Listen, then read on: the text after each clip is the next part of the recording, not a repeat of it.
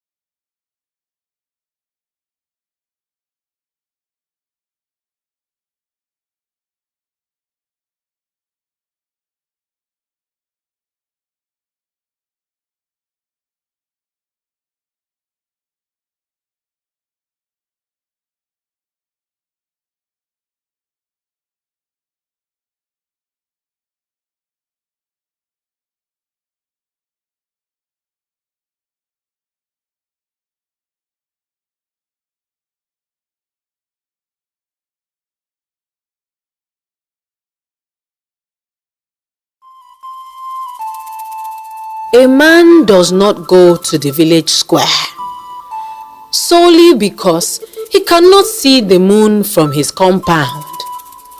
Bah, he can see it quite clearly.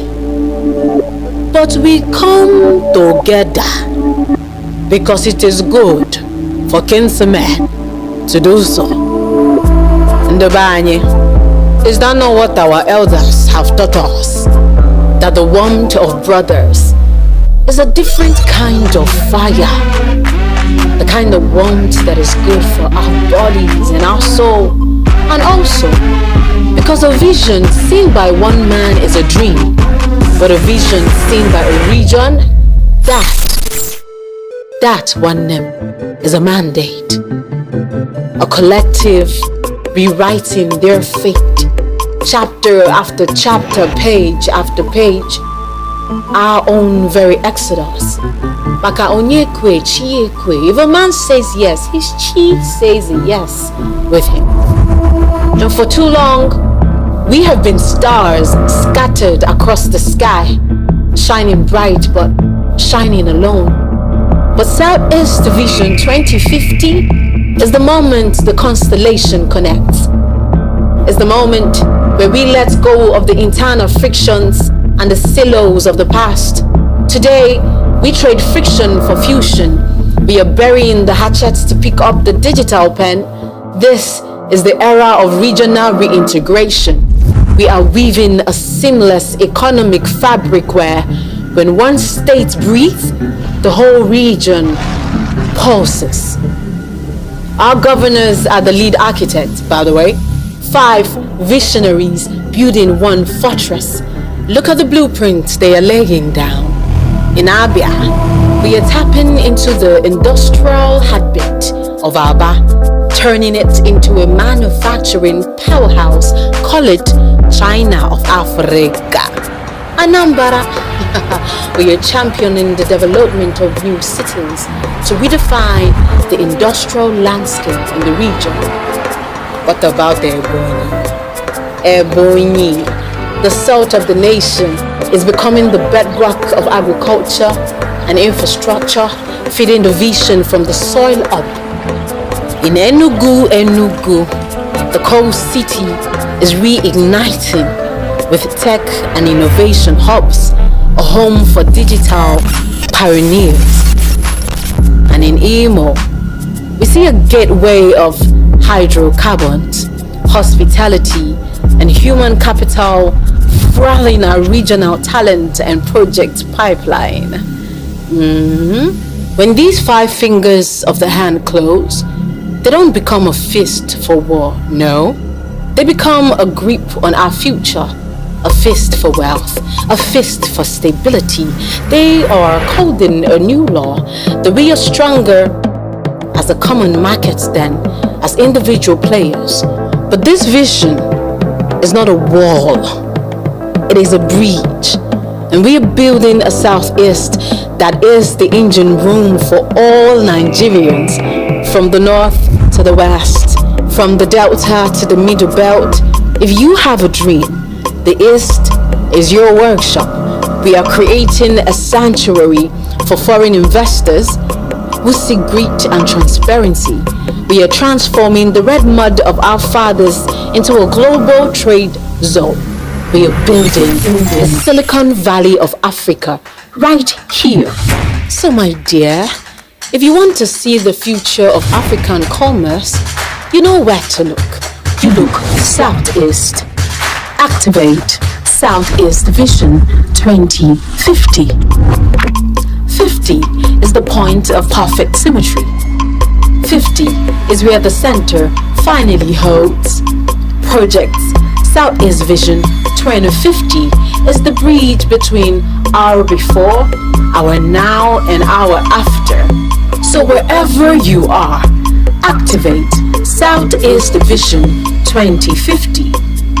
Here, we don't wait for the stars to align. We code the alignment. We are building a regional OS, an operating system locked in on growth, a tribe encoded with dreams and optimized for global impact. We are taking the chi into the cloud. So Omunna, clock it, lock in, activate Southeast Vision 2050.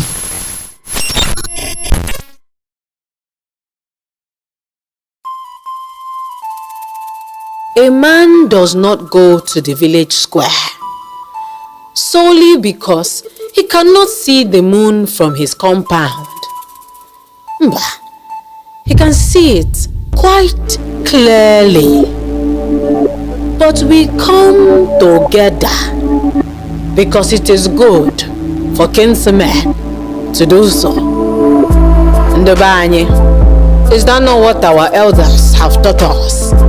That the warmth of brothers is a different kind of fire. The kind of warmth that is good for our bodies and our soul. And also, because a vision seen by one man is a dream, but a vision seen by a region, that one name is a mandate. A collective rewriting their fate, chapter after chapter, page after page, our own very exodus. Maka onye kwe, chi kwe. If a man says yes, his chi says yes with him. And for too long, we have been stars scattered across the sky, shining bright but shining alone. But Southeast Vision 2050 is the moment the constellation connects. It's the moment where we let go of the internal frictions and the silos of the past. Today, we trade friction for fusion. We are burying the hatchets to pick up the digital pen. This is the era of regional reintegration. We are weaving a seamless economic fabric where, when one state breathes, the whole region pulses. Our governors are the lead architects, by the way. 5 visionaries building one fortress. Look at the blueprints they are laying down. In Abia, we are tapping into the industrial heartbeat of Aba, turning it into a manufacturing powerhouse. Call it China of Africa. Anambra, we are championing the development of new cities to redefine the industrial landscape in the region. What about Ebonyi? Ebonyi, the salt of the nation, is becoming the bedrock of agriculture and infrastructure, feeding the vision from the soil up. In Enugu, the coast city is reigniting with tech and innovation hubs, a home for digital pioneers. And in Imo, we see a gateway of hydrocarbons, hospitality, and human capital fueling our regional talent and project pipeline. When these 5 fingers of the hand close, they don't become a fist for war, no. They become a grip on our future, a fist for wealth, a fist for stability. They are coding a new law that we are stronger as a common market than as individual players. But this vision is not a wall, it is a bridge. And we are building a Southeast that is the engine room for all Nigerians, from the north to the west, from the delta to the middle belt. If you have a dream, the East is your workshop. We are creating a sanctuary for foreign investors who seek greed and transparency. We are transforming the red mud of our fathers into a global trade zone. We are building the Silicon Valley of Africa right here.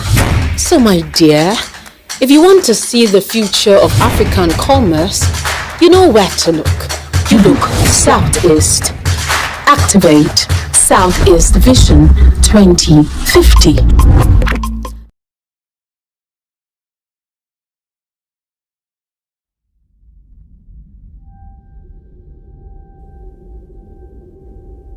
For any man who is an able person, Enugu remains undisputed capital of the Southeast. Today marks a milestone in the history of the Southeast as we come together to chart a shared path for the future we all desire. So this is not just a gathering, it is a collective commitment to the prosperity and progress of our people. The Southeast Development Commission was established to help address long-standing infrastructure and development gaps, while also providing a platform for strategic, forward-looking regional planning. Every participant here, physically and virtually, is not an observer, but we are all contributors. The ideas generated in these rooms will directly shape the Vision 2050 plan and the framework, its priorities, and ultimately its execution pathway. For the Southeast, this is an opportunity to consolidate strengths, address structural constraints, and rightfully position itself as a competitive and investable region within the Nigerian economy. Southeast is blessed with immense human capital, entrepreneurial dynamism, cultural cohesion, and a strong spirit of resilience. However, unlocking the full potential of our region requires coordinated planning, long-term visioning, policy alignment, and strong collaboration across states, sectors, and institutions.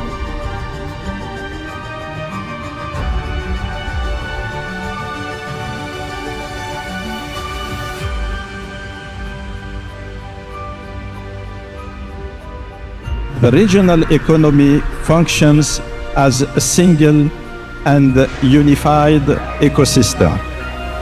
So the infrastructure that supports that economy must also be planned and delivered cohesively. In the Southeast, you have something like about 1,000 hotels across the region. You have something like about 400 major national festivals. You have destinations, caves, waterfalls. This government here in Enugu is building the highest skywalk on the continent. They're also building a zip line. They're also damming this place. So they are also making the efforts already. The Rangers Stadium is becoming a dome. So we're seeing that people are investing, but guess what? If you don't have the soft power, if you don't invest in the people, you cannot build the asset. We heard that Harvard was learning about how the Igbo apprentice system is working, but how are we even packaging that system? How are we even packaging? They've done a survey. How are we telling that story? How are we capturing that experience? How are we making it something of a wonder, something that people can come and learn and imagine and recreate? That's even a tourism asset that we have not even explored.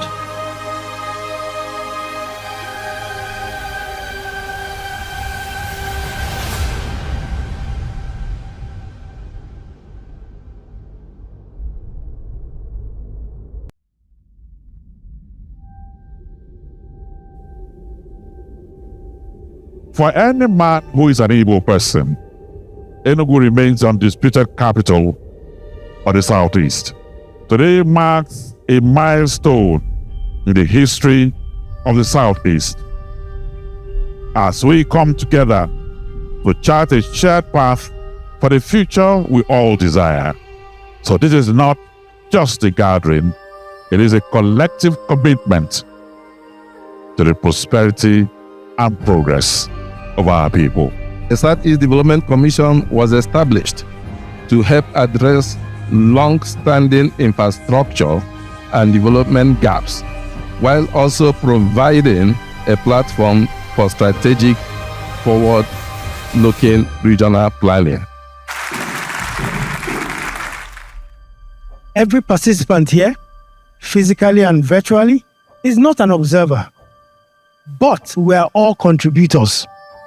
The ideas generated in these rooms will directly shape the Vision 2050 plan and the framework, its priorities, and ultimately its execution pathway.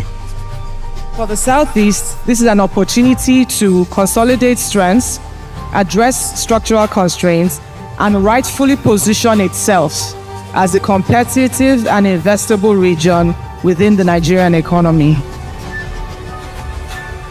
Southeast is blessed with immense human capital, entrepreneurial dynamism, cultural cohesion, and a strong spirit of resilience. However, unlocking the full potential of our region requires coordinated planning, long-term visioning, policy alignment, and strong collaboration across states, sectors, and institutions.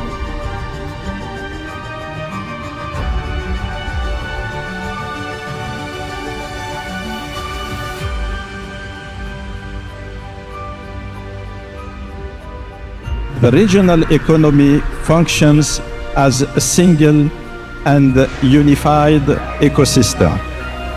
So the infrastructure that supports that economy must also be planned and delivered cohesively. In the Southeast, you have something like about 1,000 hotels across the region. You have something like about 400 major national festivals. You have destinations, caves, waterfalls. This government here in Enugu is building the highest skywalk on the continent. They're also building a zip line. They're also damming this place. So they are also making the efforts already. The Rangers Stadium is becoming a dome. So we're seeing that people are investing, but guess what? If you don't have the soft power, if you don't invest in the people, you cannot build the asset. We heard that Harvard was learning about how the Igbo apprentice system is working, but how are we even packaging that system? How are we even packaging? They've done a survey. How are we telling that story? How are we capturing that experience? How are we making it something of a wonder, something that people can come and learn and imagine and recreate? That's even a tourism asset that we have not even explored.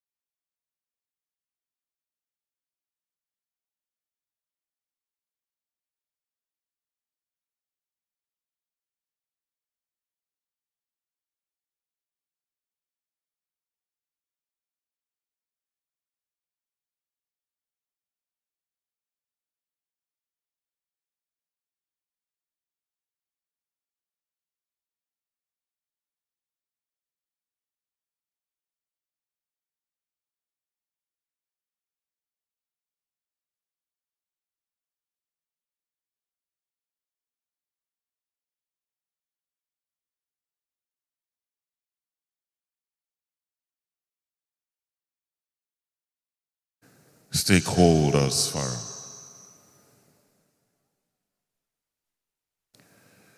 But before we start, let me quickly welcome some of our very distinguished guests who are here. I'd like to welcome the Managing Director of the Southeast Development Commission, a young man who has shown that with the energy of the youth and the wisdom of the sage, you can move mountain. Mr. Mark Okoye, good morning. I welcome you this morning. Can we put our hands together for our ladies and gentlemen? And then while we are doing that, for some of us who are scattered at the back, can we come together? The optics is important so that we can fill up the middle seats here, please. Thank you. Also here, and she's been absolutely consistent in the last 4 days. It will be a pleasure to have you in the Senate, man. I welcome here the former First Lady of Ondo State, a woman aiming to be in the Senate, and God will give it to you. I welcome here Dr. Mrs. Betty Anyao Akeredolu.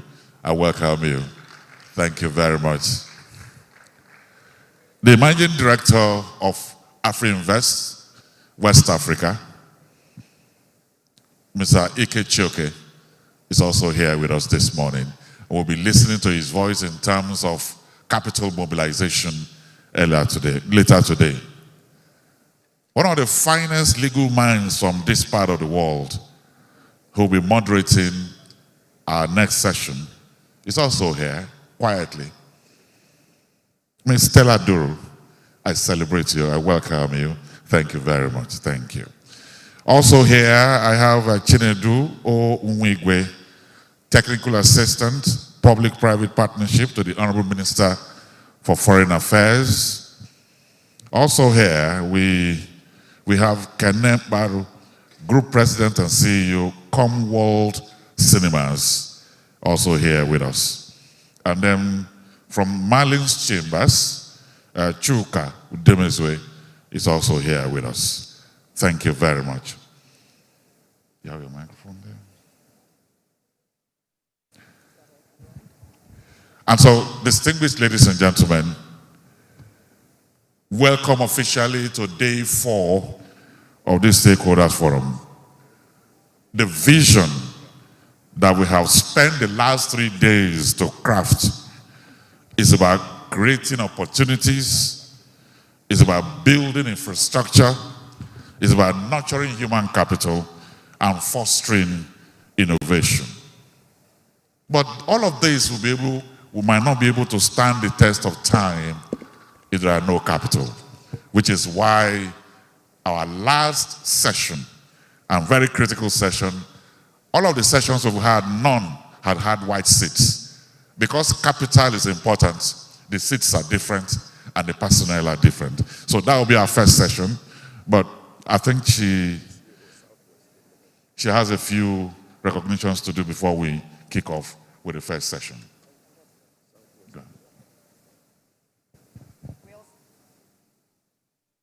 We also have with us the MD CEO of Southwest Development Commission, Honorable Charles Akiola. Good to have you with us. Thank you for being here indeed. At the beginning of this forum, myself and Ebere here had argued a little bit as to whose name sounds better, Ebere or Ebele. And while we had that argument going, in the course of the event, what we found was that for every time Congo or Ugo or Madame Jane called out Ebere, we both turned. For every time they called out Ebele, they got our attention. So we simply said, we found out that we are really aligned and we want the same thing, the mercy of God, which is what the name means, the mercy of God for ourselves and for the progress and success of this initiative. What it also means is that be you from Imo, Anambra, Abia, Enugu, Ebonyi, We all want the same thing, sustainable prosperity for the Southeast. So this goes to the naysayers, really, who say this won't work. We say to them in Igbo language, "Owo kosigo tinyejara." In other words, yes, that deserves applause. In other words, it would not only work, it would exceed expectations, and it will outlive all of us. And for those who have cited the errors of our sister agencies or commissions as reasons why this will not work, we say to them, that's exactly why it would work.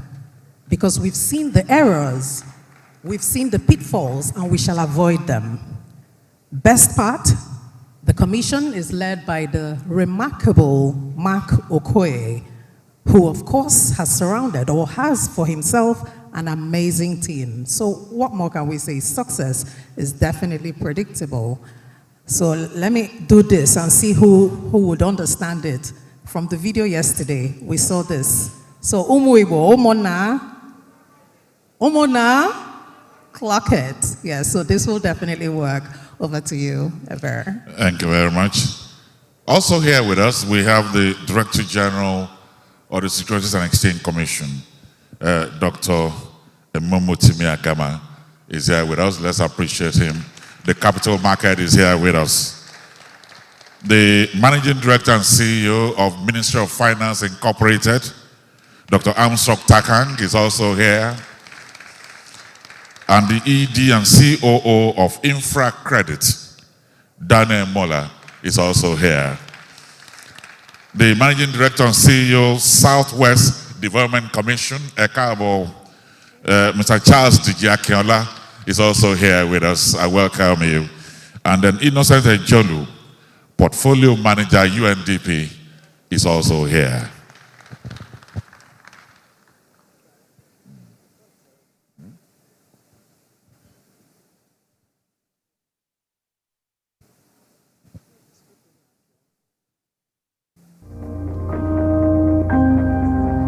So distinguished ladies and gentlemen, as always, let me especially welcome the young ones as they are stepping in.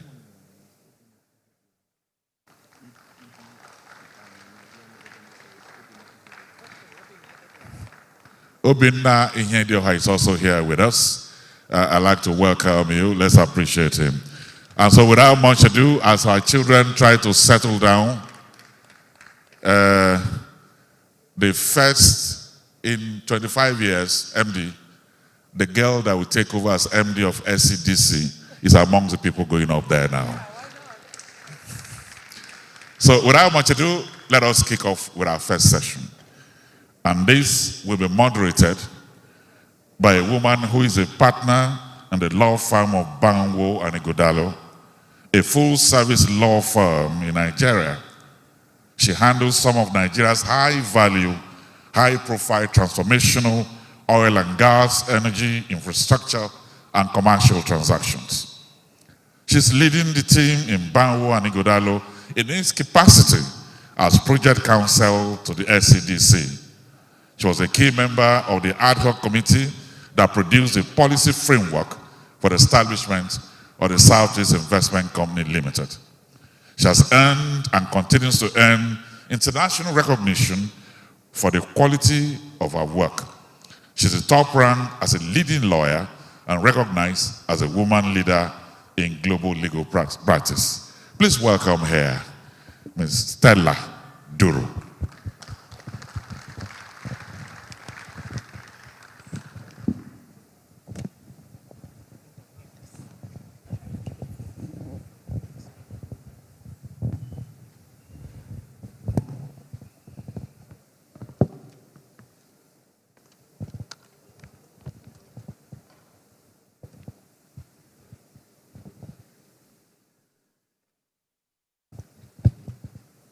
Good morning, everyone. Good morning, distinguished guests, ladies and gentlemen. I would be resting on all established protocols, and I would like to set the tone for the conversations we're going to have this morning. I would like to start by reminding everyone listening to me today that Vision 2050 is not a slogan. It's a financing question. For Nigeria, and particularly for the Southeast, development will not be delivered by aspiration alone, nor by external capital indefinitely. It will be delivered by our ability to mobilize domestic revenue efficiently, credibly, and fairly, as well as translate that revenue into visible public value. The Southeast represents a unique paradox, as it does not suffer from the lack of enterprise, yet appears to be challenged by a lack of structure and cohesion. We know that capital is generated daily in the Southeast, in our markets, in the manufacturing clusters, in the logistics corridors, and across a vast global diaspora. Yet paradoxically, this wealth rarely shows up as long-term infrastructure, resilient public finance, or scalable development outcomes. We will all agree that the Southeast is arguably one of Nigeria's most entrepreneurial and commercially vibrant regions, yet it remains structurally underfinanced. We all agree that few regions in Nigeria trade, build, and innovate as instinctively as the Southeast. Indeed, today, the question before us is not whether wealth exists, but how it can be captured, structured, and reinvested in a way that is sustainable, inclusive, and investment grade. Financing Vision 2050 therefore requires more than speeches. We've heard quite a few in the last few days. It requires more than higher taxes and or new instruments. What it needs is institutional credibility, innovative structured finance solutions, and reimagining how subnational governments will partner with the private sector and their citizens. This is really the central tension we must all confront as we discuss financing the Southeast Vision 2050. The problem is not ambition. It's not even capital. It is how domestic and diaspora resources are mobilized, trusted, pooled, and deployed. And at the very heart of this challenge lies the fiscal social contract. Citizens and businesses at home and abroad are willing to contribute when they believe that revenue is captured transparently and converted into roads, power, water, education, and opportunity. Where people's belief in the credibility of a plan or a process is weak, the capital will stay informal. It will stay offshore. Where the social contract is weak, informality deepens, compliance erodes, and development stalls. However, where that fiscal social contract is strong, growth follows.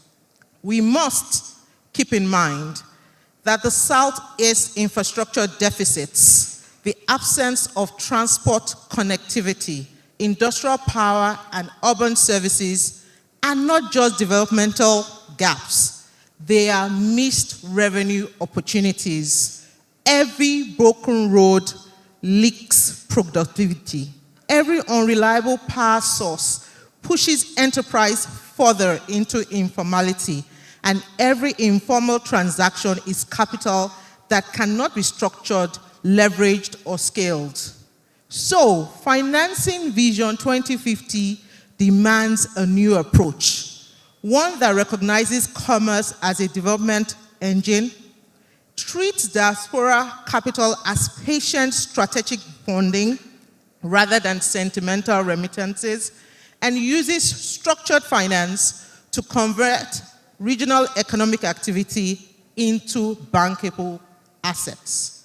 So today, we are going to discuss differently about how we're going to move from fragmented enterprise to coordinated financing, from trust deficits to credible institutions, and from potential to execution. And it is on this note, I am very pleased to introduce my panel of experienced professionals who have worked at the intersection of finance, structure, and development, and who understand what it takes to turn our region's economic strength into sustainable public value. Two of the persons I will call today will deliver presentations, and the other gentleman will sit on the stage. One of our speakers happens to also be a member of the panel session whilst we listen to this. And these gentlemen will be the ones that will help us attempt to crack the code. What they do not know is that I gave each of them a nickname. So as you hear your name after the nickname, I will please ask you to please join me on the stage. So the first person I will be calling is who I have nicknamed the Capital Markets Architect. That's Dr. Emomo Timi Agama. He is the Director General of the Securities and Exchange Commission, who was appointed by President Bola Ahmed Tinubu in April 2024 and confirmed by the Senate in June 2024. He sits at the center of Nigeria's investment ecosystem. He possesses deep understanding of the capital markets, ranging from capital markets regulation, financial market development, and economic and infrastructure growth. Please welcome Dr. Agama.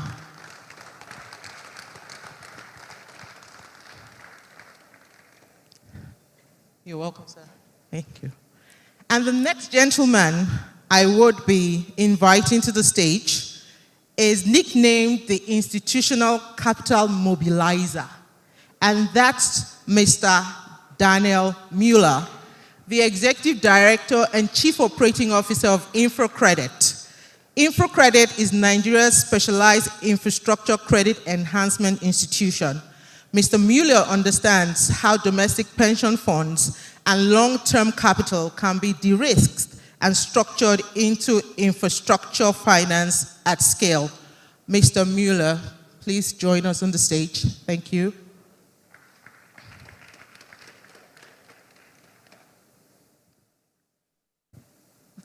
Is he here? Whilst we wait for him to join us, the next gentleman I will be asking to join me on the stage would be the subnational fiscal architect. That's Dr. Nathaniel Urama, the Commissioner of Finance for Enugu State. He represents the fiscal engine room of regional development and understands the realities of state-level finance, public sector reform, and implementation. Indeed, he's been recognized as leading Enugu State's fiscal strategy and revenue management, and under his leadership, Enugu State has recorded significant increases in internally generated revenue, positioning the state as an emerging fiscal contender amongst all Nigerian states. Dr. Urama, please. A round of applause for him as he joins us on the stage. And the next gentleman, and I'm sure you're all wondering, just men? We will get there, is the person I have nicknamed the Institutional Bridge. This is no other than Mr. Innocent Fred Ejolu, who is the Portfolio Advisor from UNDP Nigeria. He's leading the charge on how we integrate these diverse funding sources into a single cohesive framework, ensuring that our regional ambitions align with global standards of governance, data, and sustainability. Mr. Ejolu, please. Thank you. And now I'm happy to invite a lady who I call the diaspora conduit, Ms. Ijoma Okoli, who is the founder and CEO of Umuigbo Unite. And they represent the immense social and economic power of the global Southeast community. She understands that the diaspora is not just a source of remittances, but a sophisticated pool of capital and expertise waiting for the right platform to engage. Ms. Ijoma Okoli, please. A round of applause as she joins us on stage. We do have a large panel. And the next gentleman to join us would be the public sector finance maverick, Dr. Armstrong Ume Tankang. I hope I didn't do wrong with the name. He is the Managing Director and Chief Executive Officer of the Ministry of Finance Incorporated. He brings deep expertise in asset structuring, sovereign investment strategy, and the mobilization of public assets into productive capital platforms. Please welcome Dr. Takang. And then the last two gentlemen are speakers for today. The first of whom is Mr. Obinna Ihedioha, who is the Executive Director, People, Stakeholders, and Communication, Nigerian Revenue Service.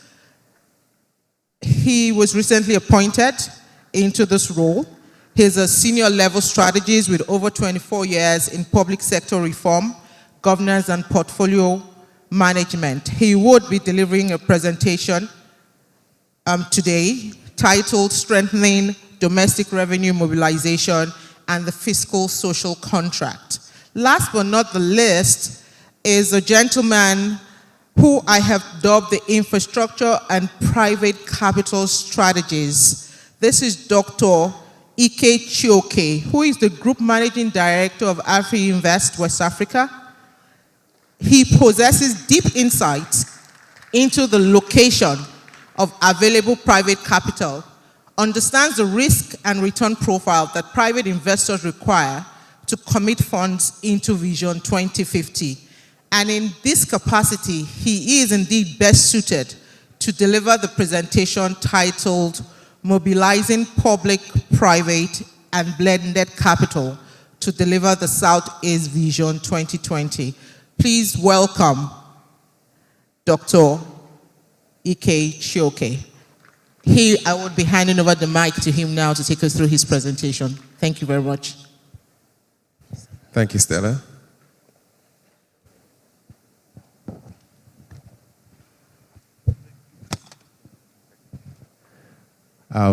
Your Excellencies, distinguished ladies and gentlemen, and special appreciation, recognition to the MD of the Southeast Development Commission, Mr. Mark Okoye, who has really demonstrated capacity by mobilizing the great and the good of Nigeria to come to Enugu this week to partake in the Southeast Vision 2050. It's my humble privilege to be here to talk about mobilizing public, private, and blended capital to deliver the Southeast Vision 2050. Obviously, I'm surrounded by very distinguished experts in the financial services industry.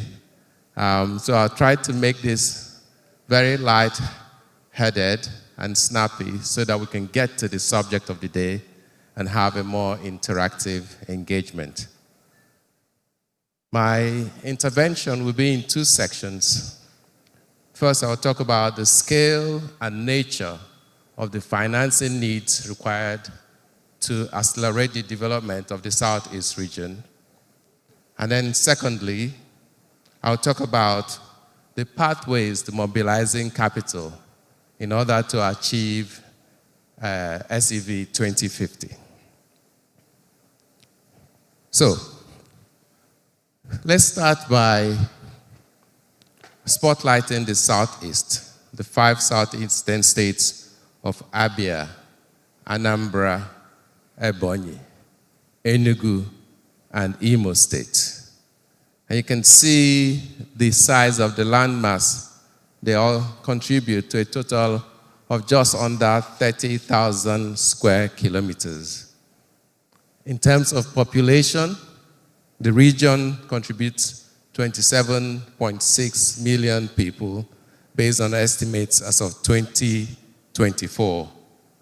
In terms of GDP, you're looking at a total of 34 trillion naira.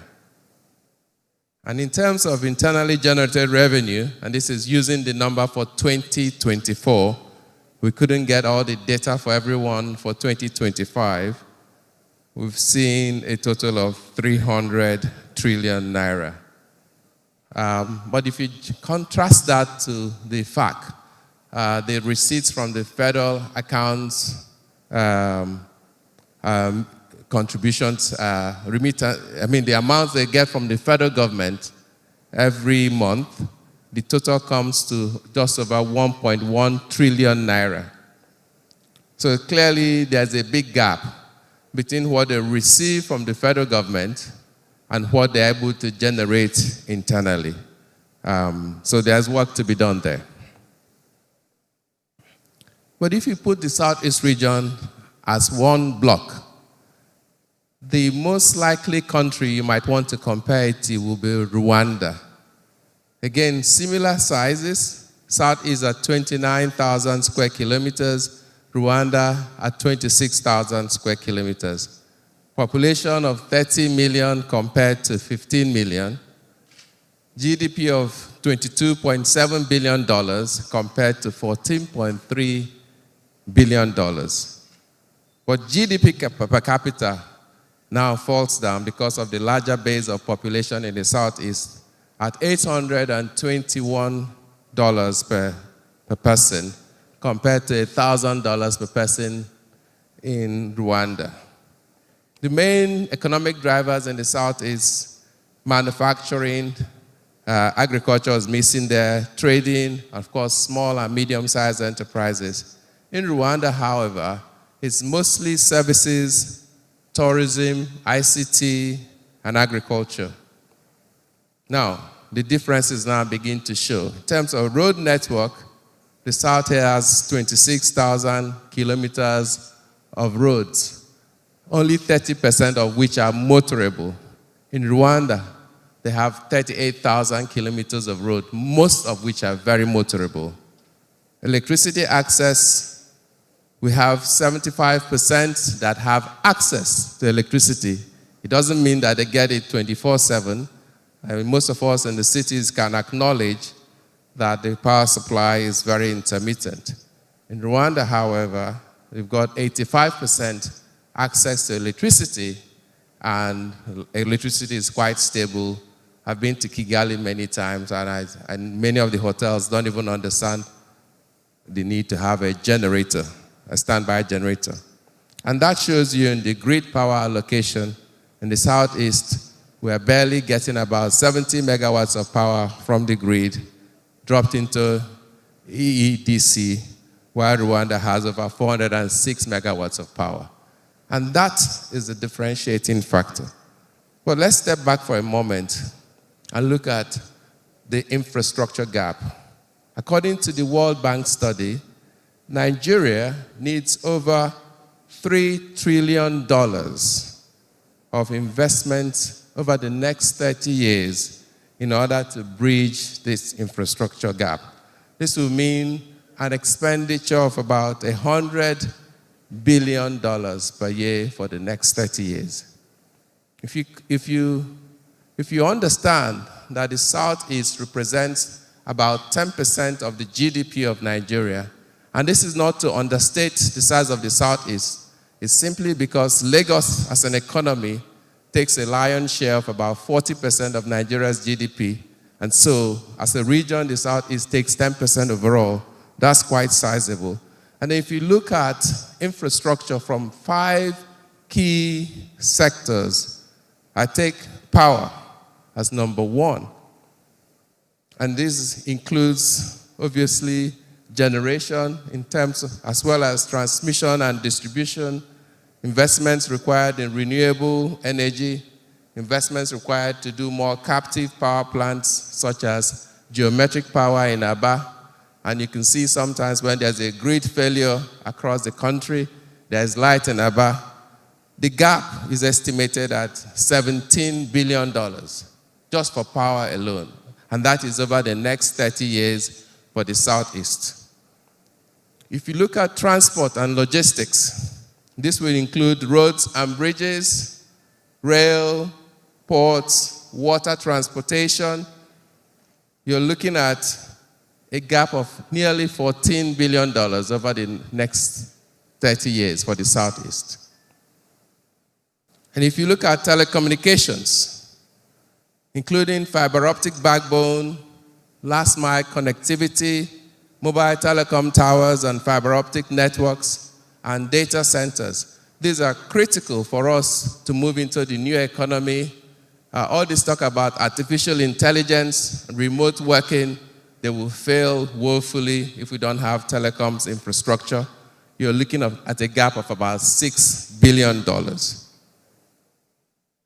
If you look at industrial and agricultural infrastructure, and here we're referencing mechanized commercial agriculture and access facilities to those areas, storage and processing agro-complexes, agro-processing industrial zones and industrial parks, you're looking at a gap of $10 billion. And last but not the least, if you look at social infrastructure, and here I'm referencing healthcare infrastructure, educational infrastructure, as well as security infrastructure, which is critical to ensure that any investment is protected and that the human capital required to support these investments are available and nurtured and learned. You're looking at a gap of $8 billion. So in total, the Southeast has a gap of $54 billion over the next 30 years. That's a lot of money to close the gap. But collectively, we can do a whole lot. And this now leads me into the second section of my intervention, which is, what are the pathways to mobilizing long-term capital? And what are the constraints, whether real or imagined, that we are facing today? Let's look at capital from a tripartite point of view. There is public capital, government budgets, grants, financing from government-backed institutions. Like I showed you in one of my opening slides, the Southeast in 2024 received 1.1 trillion naira from the federal government, and amongst themselves raised only 300 billion naira in terms of internally generated revenue, giving a total of 1.4 trillion naira that they were able to raise from public sources. If you add grants and loans, you could estimate maybe another 200 to 300 billion. And so the expenditure from the Southeast region in 2024 would not have exceeded 1.7 trillion, just from public capital alone. We'll look at the private capital side, and this will be funding from banks, from institutional investors, from private investors, from corporates, from retail individuals like all of us in this room, and of course from our diaspora brothers and sisters around the world. And then we also look at blended capital. This is where we combine the merits of public capital with private capital in order to fund particularly long-term infrastructure projects that are required to drive the growth of this region. Now, public capital constraints to potential optimization. We clearly have seen over the years an over-dependence on revenue from the central ports from many states in Nigeria, and the Southeast is not very different. There has been, secondly, poor innovation towards crystallizing revenue potential. And I say that from the point of view of showing that the internally generated revenue of all the 5 states combined is coming out to just about a quarter of what they are receiving from the center. I dare say there is capacity for the Southeast to be able to do at least 2 times of what they are getting from the center. And so, if as a group they receive 1 trillion naira, they should be able to raise at least 2 trillion naira themselves every year to be able to move that expenditure level to 3 trillion. Again, the third point is weak economic coordination among the subnationals. I think one of the most remarkable things that happened this week was seeing the 5 Southeast governors represented in one voice for the first time in memory in this room. And all of them speaking very strongly of their intention to coordinate and collaborate to drive the development of the region. And I have to thank the Southeast Development Commission, Mark Okoye and his team, for this laudable achievement. And then last but not the least is policy inconsistency. And this is critical because if we want to drive investment into the region, we have to act as a bloc. And a simple example would be if you want to attract international manufacturing companies like Daimler-Benz to set up, or a GlaxoSmithKline to set up, many of these people will look at the laws from across the different states and expect that it's harmonized in terms of land laws or business permits. And that's one of the things that we can do ourselves to improve the potential to generate more revenue from the public side. But if you look at the IGR, and this chart is a bit busy, you can see there's huge untapped potential to increase IGR. Enugu has shown a very startling example. In 2022, the IGR in Enugu was 28.7 billion naira. In 2024, it had risen to 180 billion naira. As of 2025, based on public sources, it had reached 400 billion naira. This is unprecedented, and I must acknowledge the government of His Excellency Governor Peter Ndubuisi for this laudable achievement. But if you can do that, it means that there's huge capacity in Imo, certainly in Abia, definitely in Anambra, and so also in Obonyi, to grow their IGR. Because prior to this present government in Enugu State, anybody else would say that Enugu is a civil servant state and there's no money there. But this is the same state that is now topping 400 billion naira in IGR. So there's more, there's capacity, and we just have to show that innovation and creativity for growth. Moving on to private capital, what are the constraints? The constraints, unfortunately, when it comes to private capital, are self-imposed. It's not really anybody that's limiting any of the states from raising money from the private sector. You have basic things that the private sector requires, which is transparency and disclosure. Any entity that wants to raise money from the private sector must be willing to show that it is well governed and can produce audited accounts, can produce transparent information that is consistent across different ministries, departments, and agencies of government, must have the discipline to maintain that quality of information year on year, must have the discipline to respect the contract it enters into as a state, must have the ability to be accountable not just to its citizens, but to its stakeholders, because before you go and take money from the private sector, they want to see that you have the capacity for accountability. And any constraint here, I would say, they are really not constraints. There are things that each of the states, if they focus their minds to do it, they can resolve in short order. Because Lagos State is doing it. Last year in November, Lagos State raised 243 billion naira from the capital market in two transactions. One at 215 billion, a plain vanilla bond. The rest was a green bond. And that was taken from the same capital markets that we all are watching here in Nigeria.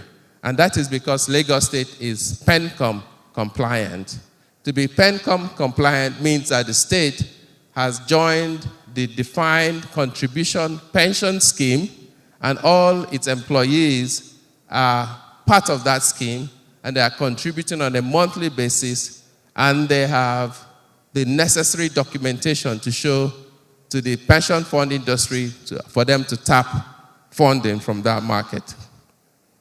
If you look at the domestic pool of capital available, and not stepping outside of Nigeria, today the debt capital market is at 70 trillion naira in value. The equity capital market, the value of the all-share index is at 100 trillion naira in value. The pension funds industry, the amount of money we have pulled in our pension fund is 27 trillion naira. And if you look at the diaspora remittances, last year, Nigeria received $23 billion, of which an estimated $4 billion came to the Southeast, mostly for consumption. This is equivalent to 6 trillion naira. That tells you the capital is not the issue. Capital is available. It is the discipline and the commitment and focus to get that capital that is lacking. And if you look at these numbers and compare that to the revenue of the states, remember, I showed you, in 2024, they collected 1.1 trillion from FAC, and they raised 300 billion amongst themselves in internally generated revenue. But compare those numbers to what you see in terms of the domestic pool of capital available. It means here we are as a region where there's money all around us, and we have decided not to go and get it. The paradox is similar to Nigeria, which is sitting on oil and gas, and we sometimes have scarcity of petroleum, and we don't have the gas to fire our industries, and we are wondering what is wrong. We have the capacity, we have the intelligence, and we have the tenacity to fix this problem, all within this room.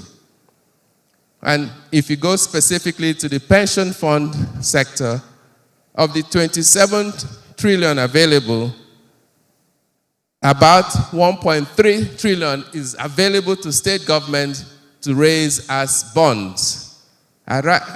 Set aside the ones they can raise if they do structured investments through specific vehicles.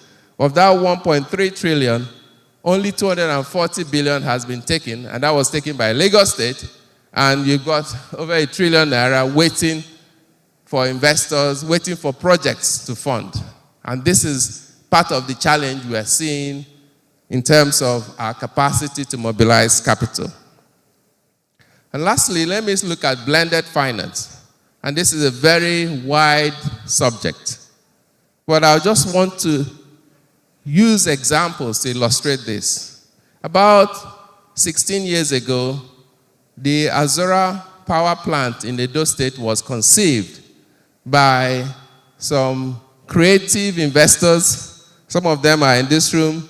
The shareholders, the idea was to raise $900 million to build a 461 megawatt power plant, a greenfield power plant from the scratch. But in order to conceive, to get the idea to move, the investors, Amaya Capital, Actis, Africa 50, and a few others, needed the federal government of Nigeria to give some guarantees. And the government gave two guarantees. One is what they call a partial risk guarantee. This guarantee says, when we build this power plant, you must take the power. If you build a 461 megawatt power plant, every month we'll send you an invoice and you must pay us. We don't want to know what your problems are, you just must pay. And the government gave that guarantee. The second guarantee is what they call a put-call option agreement. And this agreement essentially says, if at any point the federal government decides to cancel the contract for the power plant, then they will have to pay the investors their entire $900 million within a specific period of time, and I think that was 20 years. So, with those guarantees in place, these investors went and mobilized over $800 million from development finance institutions, including DFC, IFC, British international investors, and at least 10 other investors, and raised the $900 million and built Azura Power, and that plant today supplies more than 10% of any power available in the country at any time, and is actually regarded as the best IPP in Nigeria, bar none. That is what blended finance can do. But it's not just international investors that do blended finance. Closer to home, our own Mofi, the MD of Mofi is here, Dr. Armstrong Takang. The DG of the SEC is here, Dr. Timi Agama.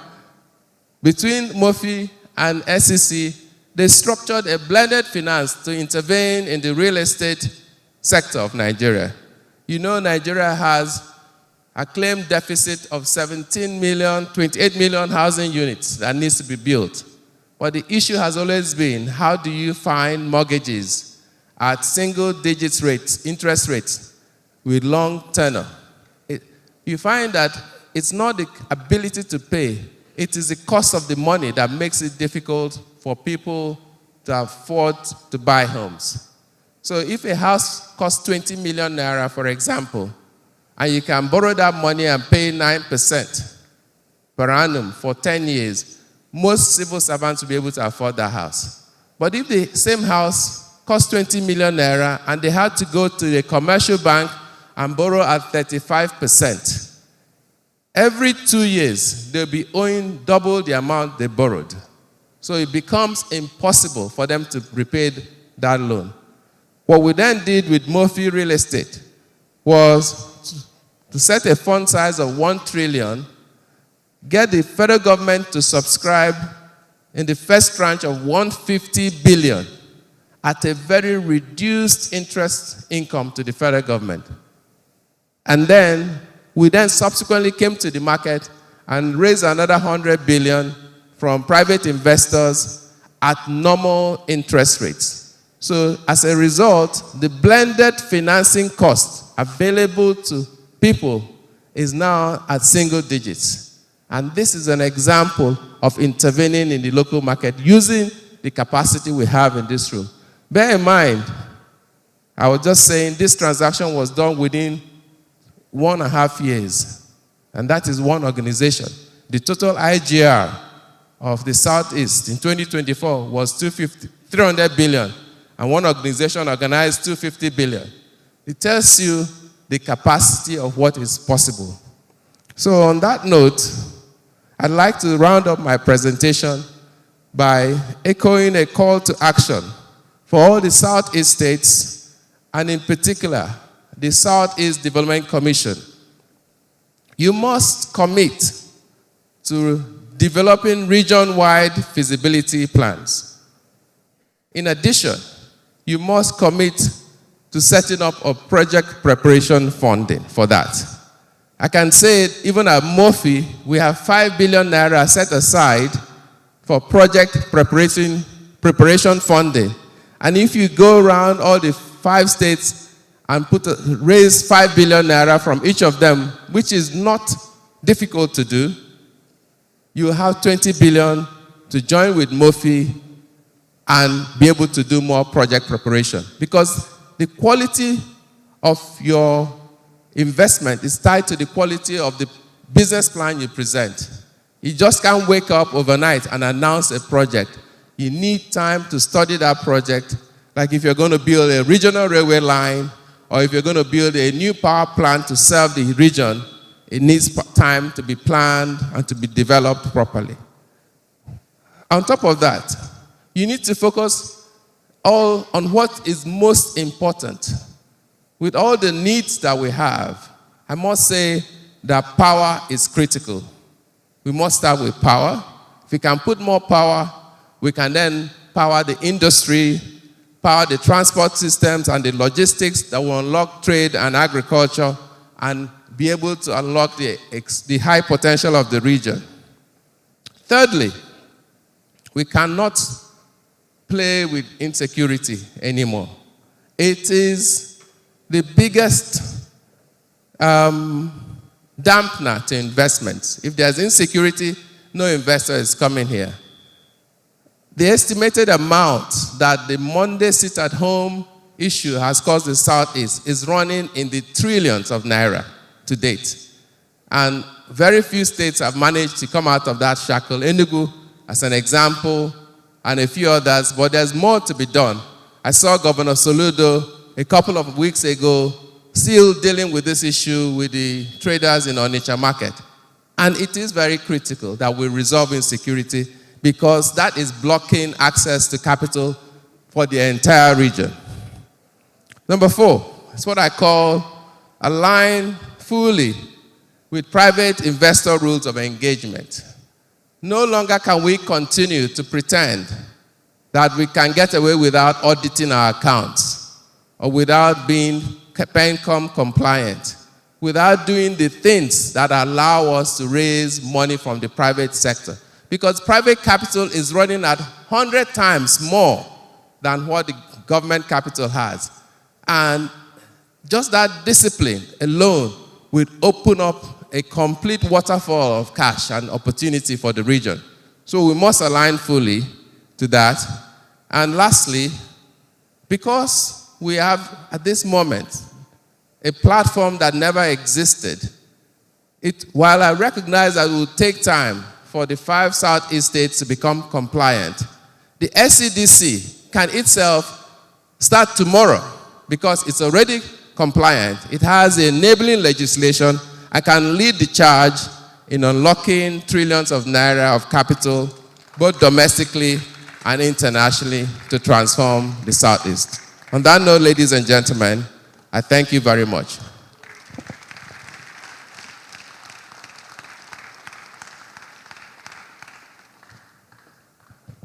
Please, another round of applause for Dr. Chioke.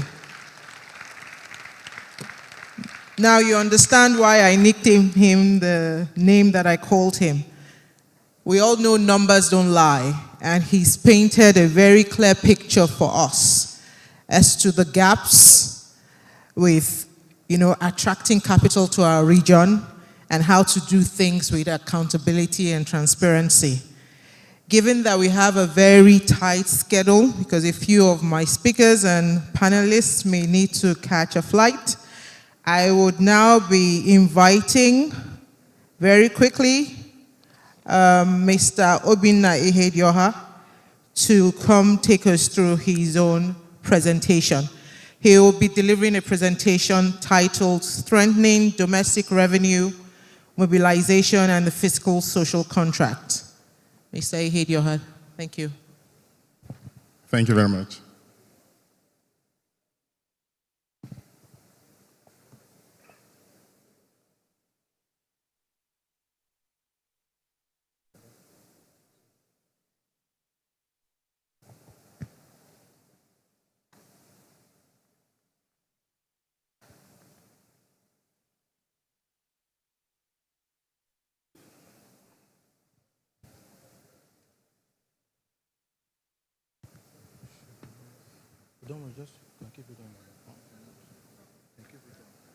Good morning. Thank you very much, Ike. I thought that was a wonderful presentation.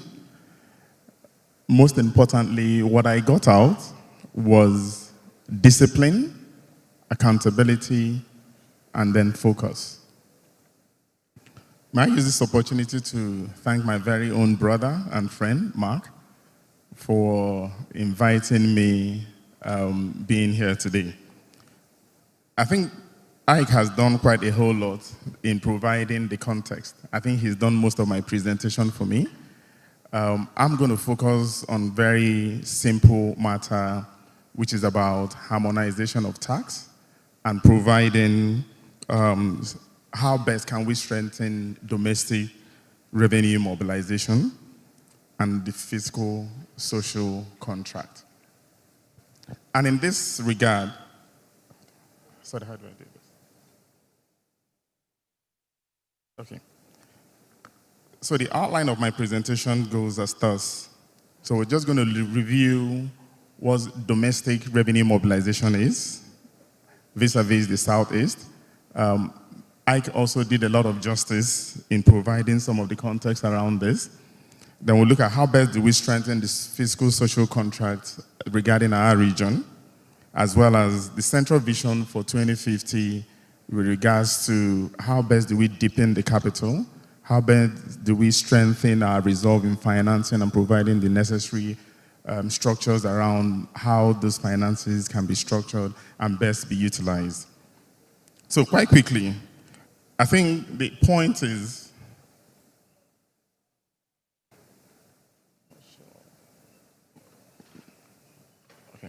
so quite quickly, we just glance through this part of the presentation, which deals with revenue mobilization, domestic revenue mobilization. I think some of the slides that I presented showed us the capacity and also the inabilities from the various states. We saw clearly how some of these things can be generated and what the capacity various states and various verticals towards raising those capital can bring. So what is DRM basically? It is not just about raising taxes, it's about broadening the tax base. It is also about creating structures that helps to formalize the informal economy. We saw from the previous slides the various economic activities that do happen in various parts and various states of the southeastern states, but how best have we been able to harmonize these things? So which is what leads us to creating the structures around domestic revenue mobilization. In part, what it does drive is about sustainability and turning those economic activities into sustainable investment framework and structures. And to do that, it requires a sense of independence. It requires a sense of planning. It requires a deep sense of trust. Without independence, really, you can't actually plan. Without that planning, you can't build the trust.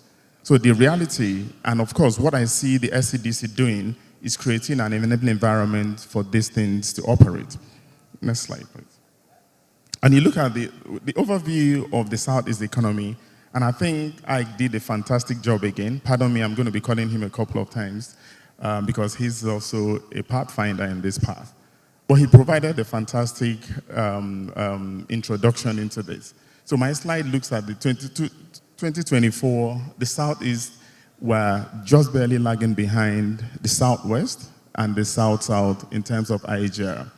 And we also saw from that previous slide that he did about Enugu State generating 181 billion. And when you look at Enugu vis-a-vis other southeastern states, you find out that they may have been economically or commercially disadvantaged, but what is shown is the discipline upon which they have thrived to develop their IGR. So coming from something around 200 to where they are, so I mean about 27 billion to where they are at 181 billion shows you that the commitment and leadership actually helps to drive or to provide domestic revenue mobilization. My next slide, we're talking about how best do we strengthen domestic revenue mobilization. On the one end is broadening the tax base. And this is about how do we assemble the small and medium scale enterprises into the tax base. The good thing with the harmonization of the new tax laws and the kickoff of the new tax administration in January, there's been a lot of formalization into how best taxes can be harmonized, how best it can provide the basis upon which growth and domestic revenue mobilization can be harnessed. And of course, digitization of the revenue system. I understand and I knew quite well firsthand when a sense of discipline is provided within a state. Enugu has done that, Anambra has done that, Abia has done that, Imo did that in the past, But what it shows is that once it's digitized, it removes a sense of arbitrariness, it removes a sense of opaqueness, and provides a platform through which revenues can now be harnessed for the greater good, for the social contract that is being established. Of course, rationalization and exemption of various incentives. There are new businesses through which SEDC can actually drive some of those incentives that will help to mobilize local capital. Institutional capacity and governance, and I think that is why it's very necessary.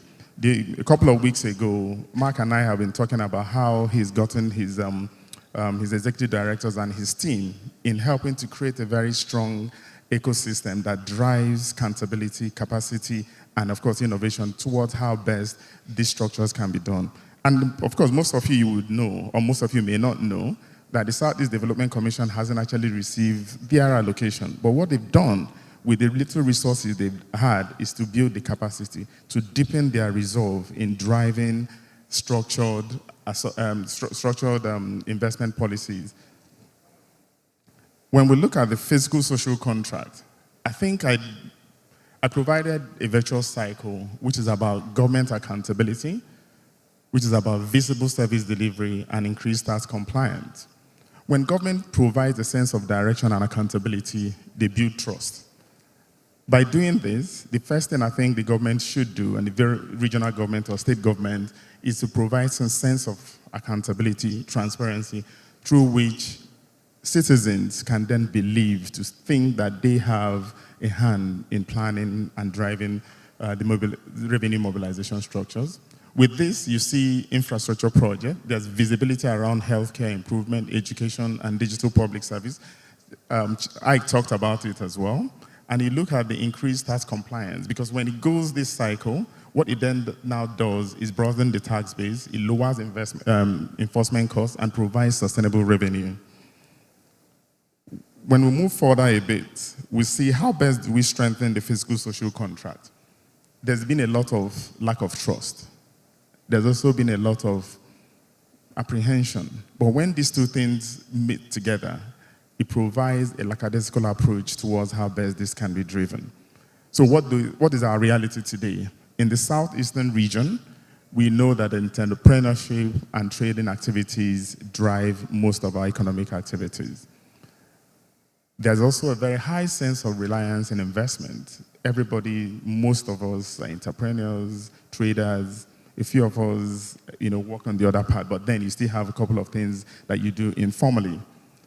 What this then now does is there's a whole low trust in government, whereby the individuals and communities provide security for themselves, provide basic amenities, education, healthcare, and all of that. So they decide that how best would they be paying taxes if those taxes are not best utilized. And then you look at, that leads to a poor tax transparency, because nobody likes to pay tax. Everybody wants to figure out how best do I circumvent this process and still benefit from what it is. And then there's a weak service linkage. That is the reality we have today. But then, what does that do? It weakens our trust. Of course, with a high informal sector, businesses are run outside the tax net. Then that makes it difficult for you to mobilize the necessary revenue domestically. Low compliance, there's an incentive for them not to comply. Private solutions, because communities now go into various ways. I remember in my younger days, my dad used to tell me a story of how they contributed money to build the Imo airport. Now that sense of responsibility, on the one hand is good, and on the other hand, also has a challenge where they feel that they don't have any responsibility towards what government is doing. But then therein lies the opportunity. The opportunity is for government to commit to a fair and transparent tax administration system. This will drive local service delivery. And of course, citizens would ensure that they voluntarily comply towards tax. Dividends of compliance would then now provide social welfare and benefit. But why does it matter so much? Sorry, go back to the last slide. Why does it matter so much? What it does, we saw the numbers that Ike showed because of the IGR. Because once there's compliance, once there's transparency, once there's accountability, and there's discipline, the IGR would grow. We've seen that from Enugu rising from 27 billion to 181 billion. It's not a wish. It was disciplined contribution. It was sense of governance. It was clarity of purpose. And what they then see is improved infrastructure. It was beautiful driving in yesterday night and looking at the roads. My colleague was telling me, is that how this place is? I said, wait until you get into the city. And you look at it and you find out that there's improved investors' confidence. I would like to come in and invest. This helps to drive and attract the right investment opportunities. And what it then now do is to ensure long-term planning for infrastructure investment. And if you look at the financial ecosystem, why does it matter for Vision 2050?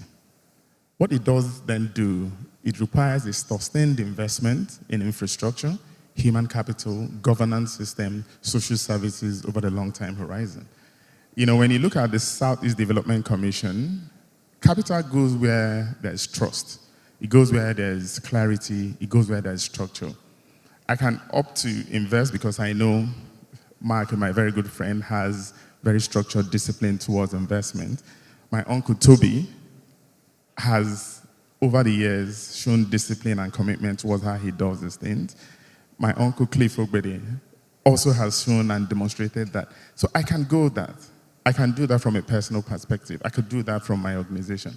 But what it then does showcase, when you have this group of people inside and in one particular commission, it then now drives confidence, and confidence drives investment. So gentlemen and ladies, the Vision 2050 requires long-term delivery beyond political cycles. It's not just about APC, it's not about PDP, it's not about any of these institutions that don't matter. What matters is governance. And capital doesn't look at politics. Capital looks at returns. And where those returns are, that is where they're going to be driving their investment. You look at financing determines whether priorities move from plans to projects. And Mike and I have been discussing this over the last 1 year. How best do we mobilize this associated capital? I talked about blended finance. I think I'm going to touch a little bit on that later on. The scale of infrastructure and system investments in capital-intensive projects. I did mention about logistics and road. If you look at our collective road networks, the interconnectivities, they do exist. But when you look at intra-regional trade in the Southeast, it runs between 4 to 6%. This is absolutely abysmal. If you look at intra-African trade, it runs anything between 13 and 14%. You look at intra-European trade, 67 to 72%. And when you look at the intra-European trade, these are just states, really. Some of them are smaller than Anambra, some of them are smaller than Enugu, but then their trade within themselves runs between 67 and 70%. This goes to show that we can do a lot of things together. When you look at Anambra, look at Aba, look at Enugu, the contiguous trading system and businesses, they don't exist harmoniously. The Anambra man or the Enugu, or the Imo man or the Abia man rather would find a way to fly to Lagos to go and sell his goods and properties, and then Enugu suffers. How best do we harness those strengths and opportunities within ourselves? Mobilizing private capital development.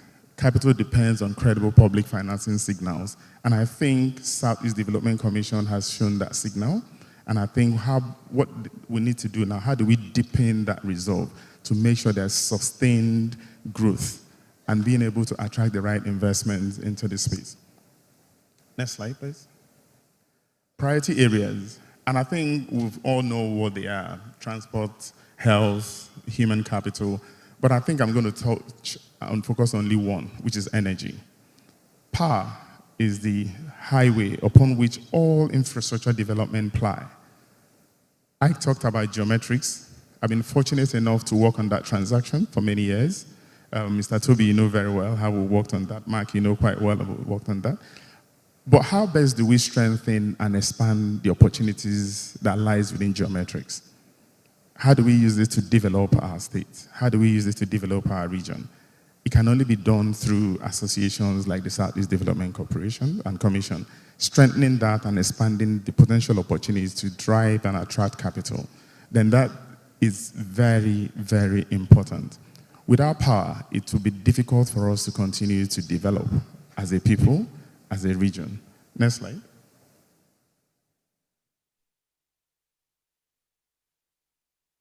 Financing framework for Vision 2050. 2050 will become a reality when there are clear plans, when there are clear structures around driving that dream. Now is a dream, but I believe it can be a reality. It can be a reality because we'll identify the funding sources, where the money comes from. Ike talked about institutional investors, private capital, public capital. And we can find these within the subnationals. We can find these through private institutions. Mark and I have been talking about where I used to work before the Nigeria Sovereign Investment Authority. We looked at opportunity where we create capital for expanding and supporting sub-regional government. And we started to look at this where we would provide capital for project preparation. We've done this myself and InfraCredit, and we've done this in various blended approaches and structures to enable opportunities and infrastructure investments to come in. So this is where I see that those funding sources would come. Like I said, capital will go where there's opportunities and where there's clarity. And I think the signal is being set through events such as this, through commissions such as the SEDC. Domestic revenue as an anchor, because you put your hand where your mouth is or something like that. But then, because we're from the Southeast, we need to look at how best do we demonstrate for others to follow. So broadening the revenue base and formalization will strengthen the state and local revenue institutions to create discipline, really. Again, not to oversing it, Enugu created a strong discipline, which is why you see the rise and which is why you've seen the growth. And we've seen various or similar growth in various other parts of the nation. Digital and data-driven revenue system, capital mobilization and risk-sharing mechanism. Again, when you create a blended finance structure, it provides discipline around it. It helps to look at what are the risk matrices. How best do we allocate the risk? Credit risk, investment risk, infrastructure risk, operational risk. All of these things are looked in very critically. And which is why I talked about the project preparation facility. We created we created two project preparation facilities, one with AFRESIM. I know that SCDC has been talking to AFRESIM in developing a project preparatory facility. And I think where I used to work, we have been having conversations around how best do we now deepen that pause to create various silos, sector by sector, and focusing on how best those project preparatory facilities can be deepened to be able to attract long-term capitals. And institutional sustainability. So aligning with Southeast Vision 2050, steering technical structures, which I know the committee, the commission is doing. But the issue around that is security. Insecurity is a major downer towards what we'll achieve as a people. And the reality for us is how best do we ensure that insecurity doesn't hamper the growth and development of the Southeast. And I think that is one of the key things that I've seen from this retreat in the last couple of days. I think there's a commitment, there's a demonstration that some of those key teaching issues that provide the elixir for investment to happen are being addressed. Next slide. I would rather leave this aspect because I think I've touched on that before. Let's go to the next one, please. And partnership and the role of SCDC. And I think I said it before. The key partnership, it lies in the demonstration that we've seen. So the Southeast Development Commission will serve as a regional investment partner of choice. And I think by the time they create and put themselves in a structured way that they have done, they will be able to attract the right partners, attract sovereign wealth institutions, attract the likes of MOFI. For Armstrong to be here, Ike to be here, InfraCredit to be here, shows you clearly that there is a demonstration, there's a path in the right direction. So that partnership is very much required. SEC is here. I know very well that all these gentlemen and women here are absolutely busy. They've been busy doing different things, but being here shows and signals a commitment to come in, to help to develop, to help to provide long-term capital, and to help to invest. And how do we then develop bankable projects? Again, I would not overemphasize it. Capital will go where there are bankability of projects. And how best do we provide bankable projects? Is to provide proper project development and project preparations for those projects. Because it's not about wishing, it's about deepening the resolve to invest in those long-term infrastructure. It's not a wish, it's a reality. And then data for market intelligence. One of the things all of us know here is the development institutions, the donor partners, and investors like data. And data cannot be hidden as far as it's fact-checked. And this data is where donor funding, diaspora investment institutions will want to anchor their plans, want to anchor their modules to be able to plan ahead and invest appropriately. Next slide, please. So again, in conclusion, Vision 2050 must be financed. That is clear. Not to be hoped for. And to be financed, capital must flow. There must be stability in our region. There must be clarity. The opportunity does exist. A renewed fiscal social contract will unlock trust and growth. And of course, strategic capital mobilization, partnership, engagement to power long-term success. And it's on this note that I end my presentation, but I think the central part of this is discipline. Discipline as to how we plan. Discipline as to how we attract the key people. Discipline and accountability as to how we use the resources. Thank you very much, and good morning.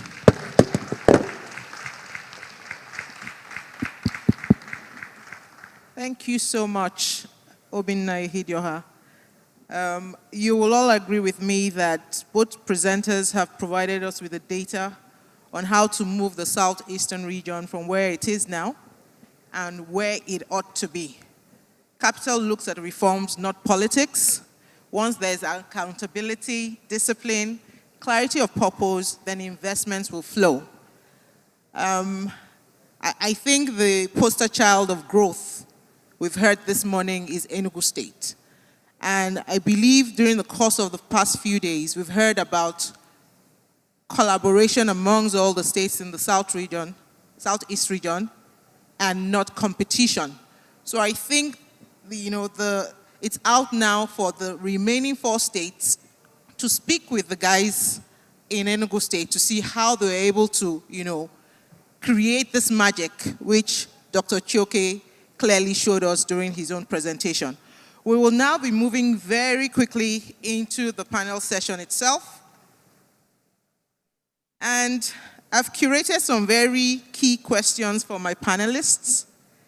And I have said to them today that our goal is very simple.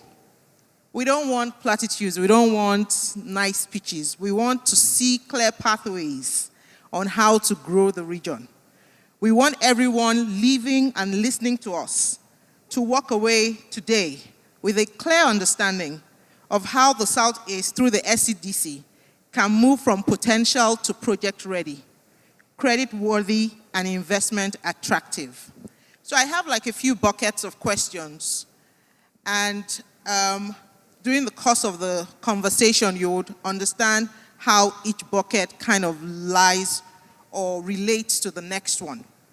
So the first set of questions will speak to the blueprints and institutional readiness. We're trying to establish the soft infrastructure here, data, systems, policy.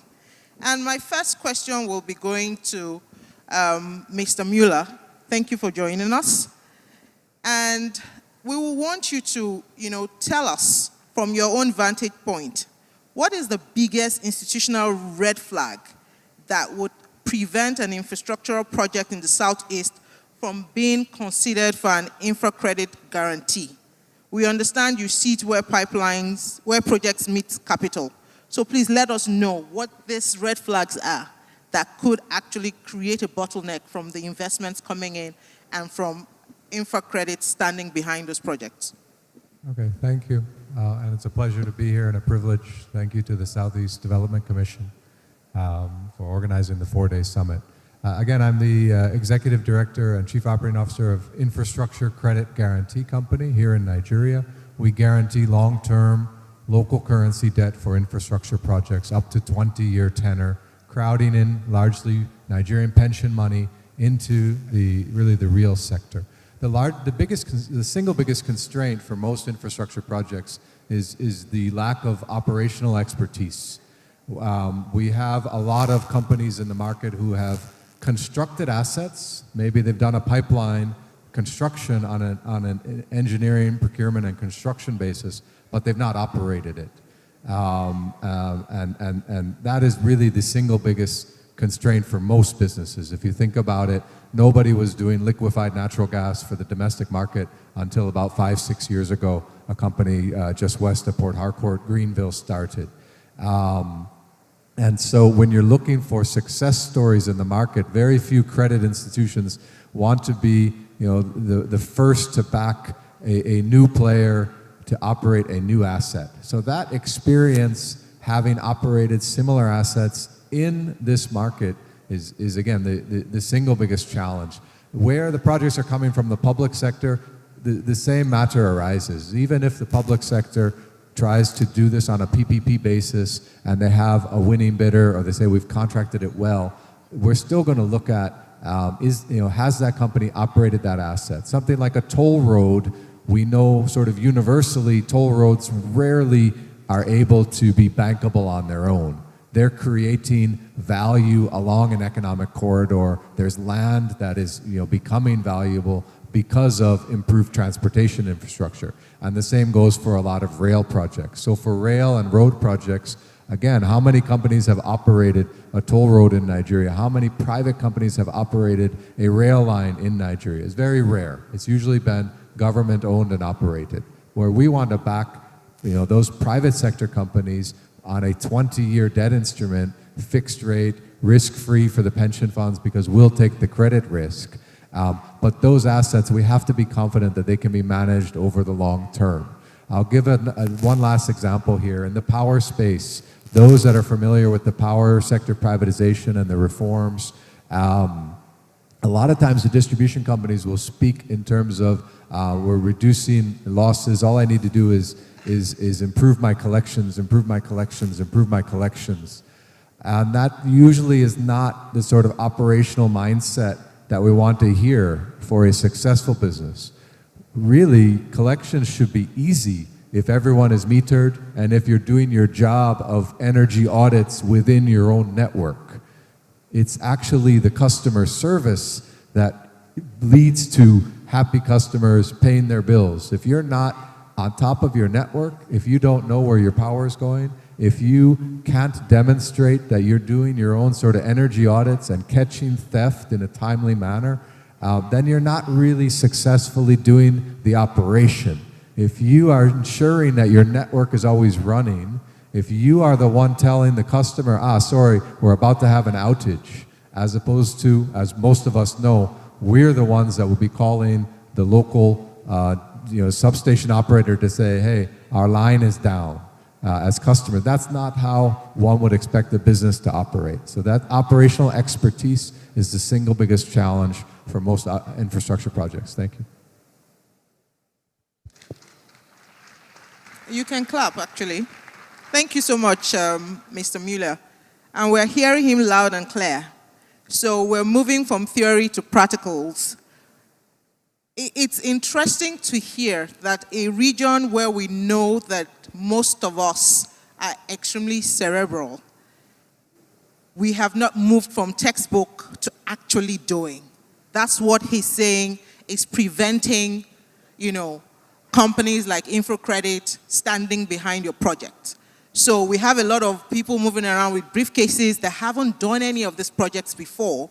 And so this is a charge to everyone listening in the southeastern region that have the capacity to do this, that you have to start small and build your track over time to be able to give investors and companies like InfoCredit the confidence to actually partner with you. So we need to start doing things differently. I'm now going to move very quickly to Dr. Chioke. And you've spoken about capital flowing where there's accountability and transparency. If the Southeastern governors were sitting here today and they come and they say, and we've heard over the past few days about, different projects that we should be looking at, and they're thinking of the rail project, for instance, what would you say would be the first structural weakness to committing capital to such a project for the region? Thank you. Actually would lead on Daniel's point. I believe that if the governors come together to build an intra-regional rail line, that has the capacity to open up a lot of trade and commerce and even agriculture and industry, because it will be able to move goods and services more efficiently. But the challenge will be that if you look at Nigeria, there's no single entity I can point to that has the experience and track record of running a rail line. Building it is easy. If you have a good feasibility plan, as you can tell from my presentation and the people in this room, you can certainly raise the funding to build it. A Julius Berger can just drop network of rail lines in a matter of 2 years. But it is running it that is critical. And what I've also seen over the years is how sometimes we build without understanding how to run it.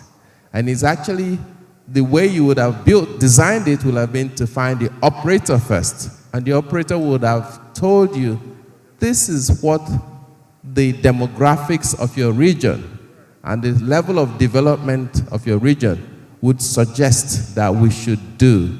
And therefore, you then redesign to fit the market, and therefore it can then grow more organically. So my biggest concern will be who is the operator and what is the commitment we have that this operator will be around to run the train line. Thank you very much.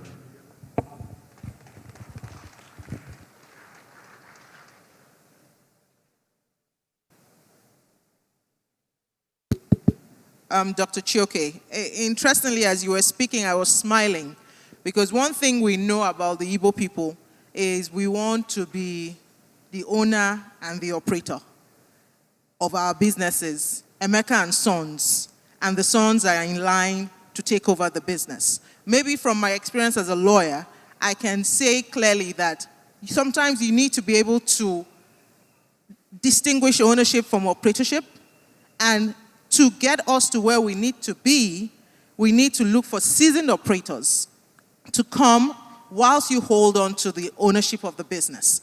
And when you have a seasoned operator coming on board, you have people that can understudy them so that in a few short years, you can actually hold your head up and say, I am owner-operator of this. But you can't, signal to the world that you are owner and operator when you actually haven't done any of this. So we're listening to the things that are going to, stand in the line of achieving Vision 2050. And we don't want that to happen. So I'm now going to segue now very quickly to Dr. Agama. And we're looking at regulatory systems and market standards. What would you say needs to be done to convert Vision 2050 to a bankable instrument that investors can trust, price, and scale? Well, thank you very much for having me, and congratulations, Mark, for this very important discussion that is going on here. As a regulator, what is important for me, actually, is what is the environment that allows you to operate very efficiently, that attracts investors and investment. That's fundamental. Because if you do not have a strong foundation, you certainly cannot build on it. that foundation requires certain things to be done. Without them being done, forget about whatever plan you have as an institution. And that is critical, because one of the things that the Southeast has actually not been able to put together easily is patience. Patience. Looking at it from every angle, we are always in a hurry. And in being in that state, it has taken us nowhere. So clearly, first and foremost, we must step back and ask ourselves the question, how far have we gone with our rush? So, creating a bankable project requires some level of dexterity and due diligence. And that is critical in making sure that people are actually interested in what you do. And what does that drive you into? Disclosure. As the SEC and as the regulator of the capital market, disclosure is key and primary. In fact, as it is today, currently securities regulation the world over actually rely on a disclosure regime rather than a merit regime. And what does it mean? In simple parlance, he said, tell me who you are, how you are, and what you intend to do, and give me the opportunity and the leverage to accept or not to accept. That's what it means. And you imagine what that does. It brings trust. And once there's trust, there's going to be flow of capital. Once there is suspicion, everybody will run away. So clearly the first thing you must put at the back of your mind, which is also a challenge for us from the East, everybody wants to hide something, right? Not wanting the other person to know. Because of competition, it's okay to compete. But you must compete constructively that will attract other people to be part of your business. So this, for me, is the very first thing to do. Then, of course, technical feasibility. Cannot be wishy-washy. You can't afford it. For everybody that wants to look at what you're doing, they want to see that you have the competence, right? One of the acclaimed principles of the Southeast region is the one boy principle, which is widely acclaimed even in Harvard. What does the one boy principle mean? It means technical proficiency. But that technical proficiency needs to be fine-tuned to a finish line. The challenge is that fine-tuning to a finish line is never there, because even the one boy is too much in a hurry to exit. So at the time he gets out, he's really not completely refined. In his mindset, he has arrived, yet he's not there yet. And so when he comes out to him as being excellent. But to the external eye, that will be the investor, is looking, well, you have tried, but you've not gotten there yet. This is critical for us as we move forward. And we've spoken about capital. Capital has been fungible. Capital moving to where it is needed. Capital to moving to where, you want it to be. But for it to move to that place, there must be a sense. I usually say, there is no way that you have honey somewhere that the ants will not be manufactured. The ants will go to where the honey is. And where is the honey? In the Southeast region. The strength and the value that we have in this space must be utilized to meet what we want.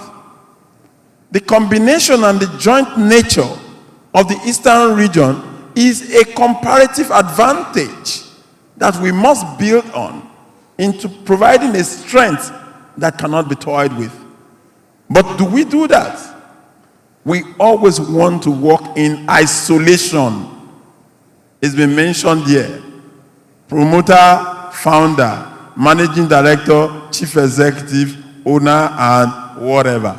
We want very long names. To do what? Nothing. long names do not drive capital.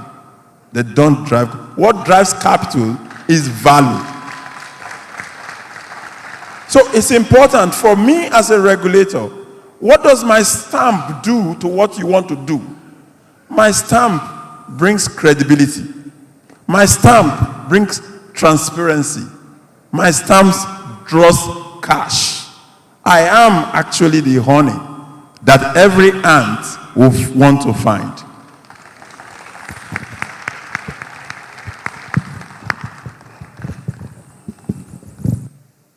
Now we know why you are the best person to be wearing that red cap, because the proverbs that you've been dropping are second to none.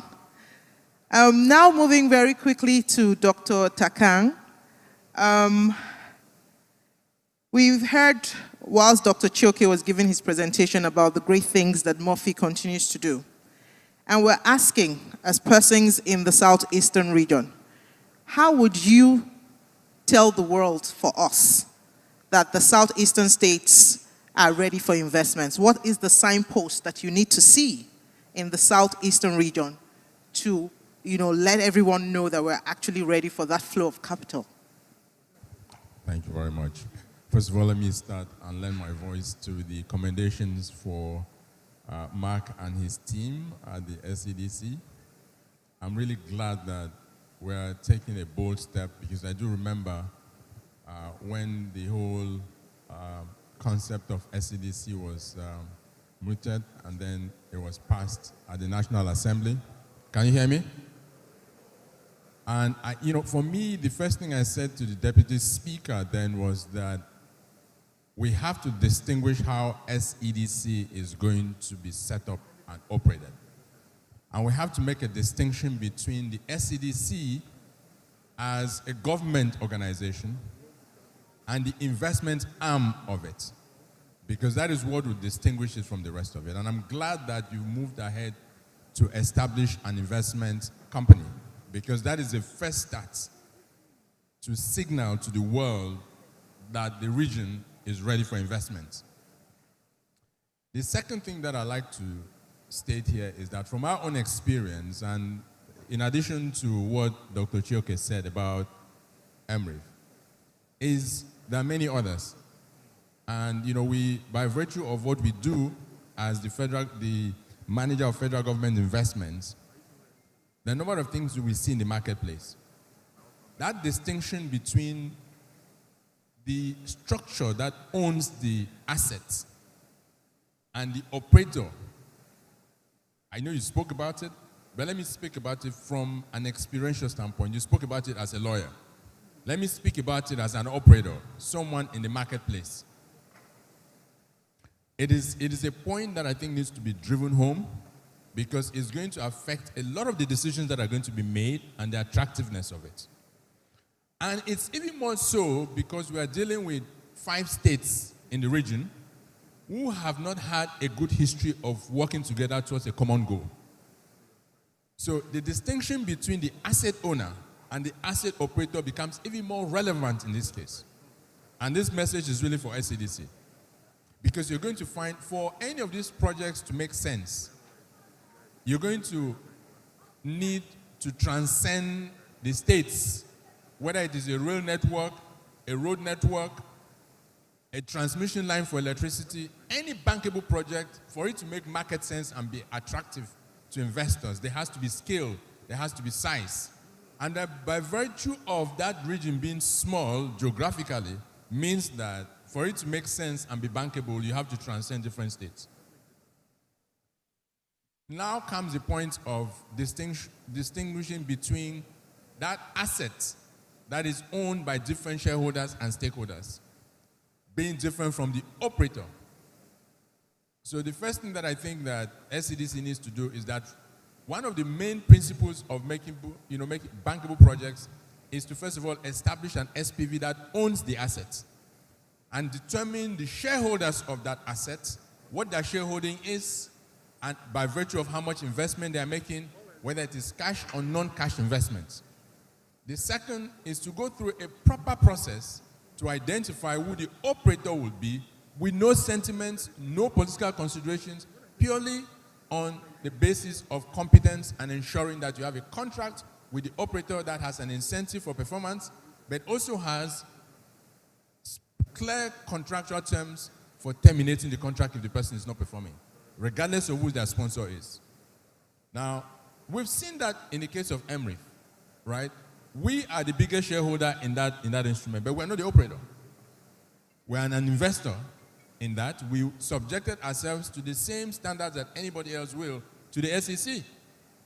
And we have our investment in the MRIF, and it's on our balance sheet. And we get dividends paid to us like every other investor. And we don't interfere in the processes as to how that investment is run. And we have seen a marked difference between that approach and the approach in the past where federal government is both the owner and the operator. And when we see that, a lot of the times that investment underperforms. So for me, if there's one message that I should give to SEDC today, is making sure that you have that distinction between the owner and the operator. And the owner needs to be very clear as to what your investment objectives are and your expectations, and hold the operator responsible for delivering to that. And when they don't, fire them. Thank you.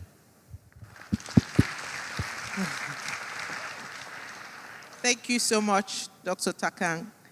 It is clear that corporate governance is something that we cannot afford to play with if we want to signpost that we're ready for investments. We're hearing key buzzwords here today: accountability, transparency, corporate governance, your ability to show that you have a track record of doing this businesses or running these facilities, successfully. So these are things that we believe that if they're representatives of the states that make up the region in the room, I hope that they're listening and they're taking notes very, very carefully. Now, moving to Mr. Ejolu, you have often emphasized that money follows systems. You work with the UNDP. What is that one piece of data or transparency measure that you believe the Southeastern governors listening to us today should put in place to improve their governance score in the eyes of international investors?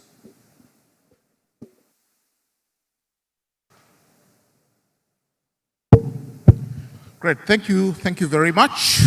I'm very happy to be in the Southeast, in Enugu specifically. We are proud of you, Mark, and the distinguished board at the Southeast Development Corporation. From the first time we met, we were sold on the vision for the Southeast. And what really struck us is we were talking beyond vision. The lens that was translating this vision was a lens about how we actually build a financing or investment infrastructure or framework that will make this vision investable. So this conversation today is very important. I know you've asked about data, but I thought that I could just highlight very briefly a few things around the systems we need to think about as we work towards institutional readiness.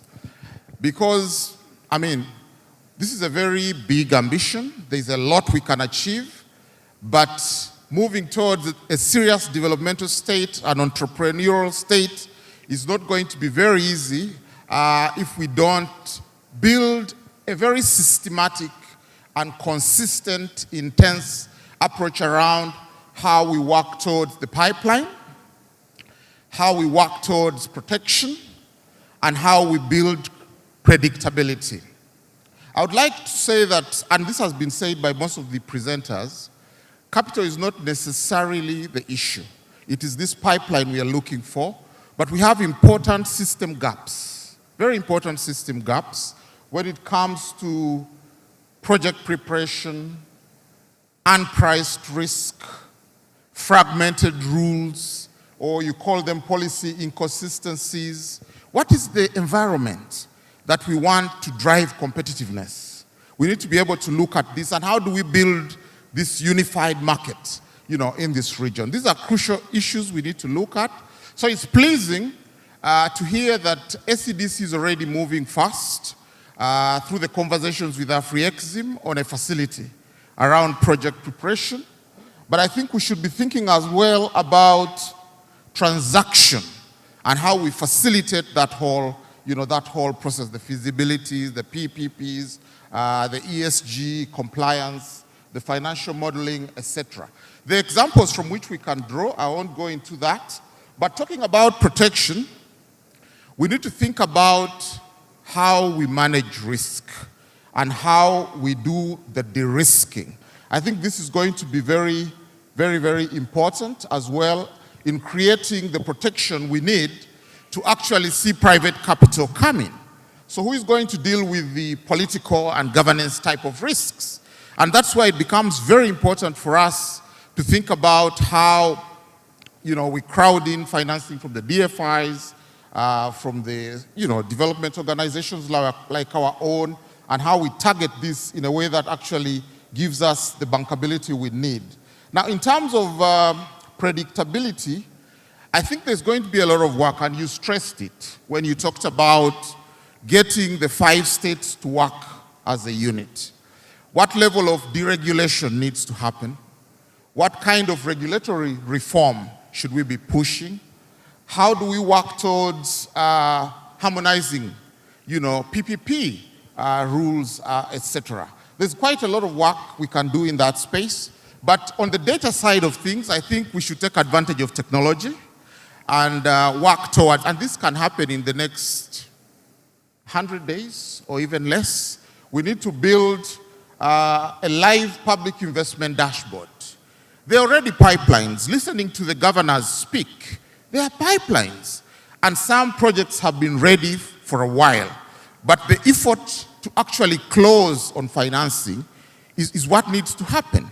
But how is that going to happen when we are not drawing in the interests? We should get capital out there to sense what these opportunities might be and trigger a process that actually works towards financial closure. So I think we need to take advantage of technology and go live with a very, very credible public investment dashboard that provides a significant amount of information on some of the projects we hear about, but we'll be happy to get more sense about what is in there. So I'll leave it at that, but very good conversation. Thank you so much. Being mindful of time, I think we're going to go very quickly to the next section, next set of questions. And I'm going to start with the other lady on the panel, Ms. Okoli. We know that, and we heard when Dr. Chioke was giving his presentation about the remittances from diaspora. How would you help us determine how to unlock these trillions held by the Igbo community in the diaspora to help with, providing the capital for this long-term regional infrastructure that we're looking and planning towards setting up in the region? Thank you. So first, I want to clarify something. I'm a co-founder of UIU. So Umiwe Unite was founded by 8 professionals 22 years ago, just because we saw that need, right? And we're all professionals. We all have our day jobs. We have 2 doctors, 2 pharmacists, 2 engineers. There's a bunch of, we're all experts in our fields. But we felt like UIU was a necessary tool for us to congregate, create community and develop ourselves professionally in a foreign land. So one thing that we have realized by the way UIU has grown over the years with 14 different chapters and growing, everybody wants to be attached to home. We want to be home, whether we're going to be here full-time, whether we want to be here to visit. We have friends that want to visit. However, due to insecurity, it hasn't been made possible, right? So what we are asking for, what we would need is security.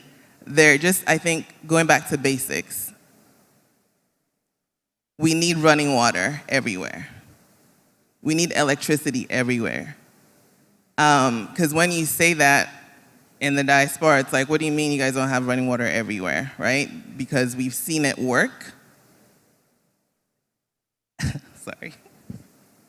And it's just very disheartening, right? Because we know it's should be an easy fix. We see how it works everywhere else.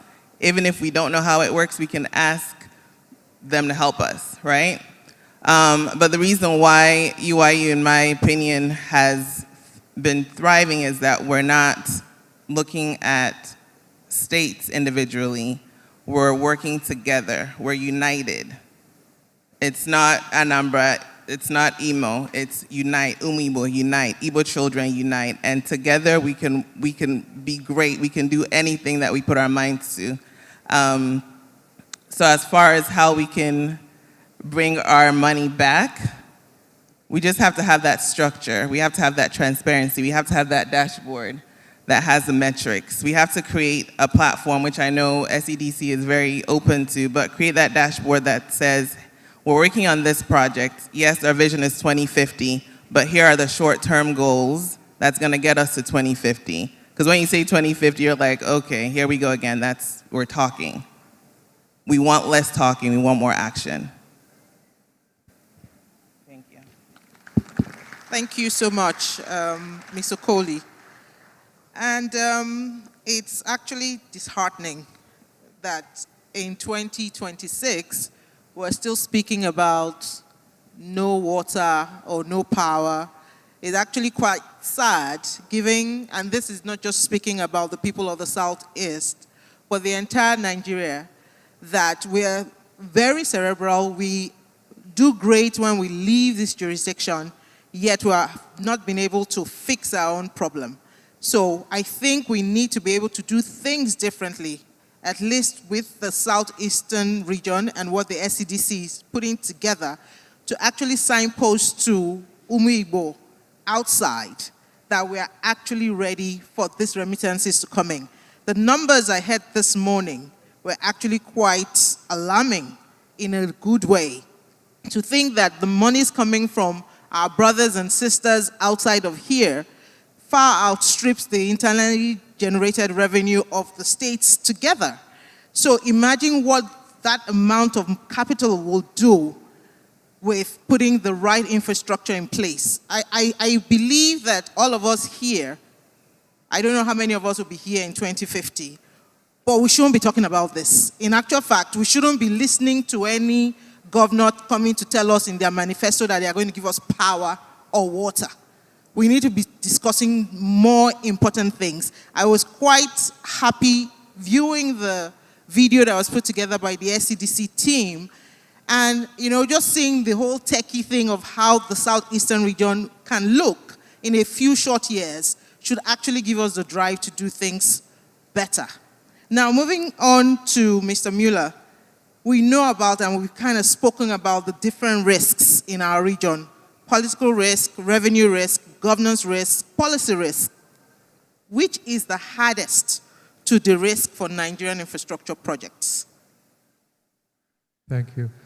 Of all the risks for infrastructure, really the political risk is the single most difficult because it manifests in many different forms. It might be that you need a right-of-way and you think you have the right-of-way agreed with the governor and his team, but someone in the local government now says that, no, we didn't give you right-of-way. It may be that people have to be resettled, and it is the government's obligation to actually resettle some people. Maybe there are residents that have to be moved off of a transmission line path, or there are farmers who need to be compensated for their fields being taken. And you can have a signed agreement that says the government will actually compensate these people. You've done all the work, but if the government doesn't pay, what are you going to do as the private sector company trying to build that asset if the parties have not actually been compensated? It comes up once an asset is operational. We saw this with the Lekki Toll Road. I always use this example for those that live in Lagos. A saloon car, when the Lekki Toll Road started, it cost you 120 naira to pass the toll. 7 years later, the toll price was the same. Now, any investor or credit institution will know that was not the plan. The plan was not that they would keep the toll price fixed for 7 years. There had to be something else going on. And again, it was the political risk that if they actually abide by the agreement and move the toll price by inflation every year, the residents will push back. It becomes a political challenge. We see the same thing in other transportation infrastructure where a governor will announce that the bus fare is half price today or even free. And again, as a private sector operator, you really can't be running that risk that your commercial framework is somehow changed. So political risk is the single biggest risk. We do have successes though. The port space, those are largely 20-year concessions, and I don't recall any being revoked early unless it was due to bad performance by the operator. The hydropower plants in Niger State at Shiroro, Jeba, and Kenji, all of those are long-term concessions, 35-year concessions. So again, these companies are running the risk that the concession could be terminated by a new government that comes into power. But those agreements have been structured well enough, and the monitoring of the performance is structured well enough, and the incentives are aligned that they're paying concession fees back to the government based on performance. So there are examples where one can mitigate these risks in our market, but when you get it wrong, you really can't move a project forward at all. So political risk is the single biggest challenge to structure around. Thank you. So much, Mr. Miller. And Dr. Gama, I'm coming straight to you now. You regulate an ecosystem that turns projects into investable securities. What would you say the new instruments or frameworks or market mechanisms we should put in place to allow pension funds and insurance companies safely deploy long-term capital into our region?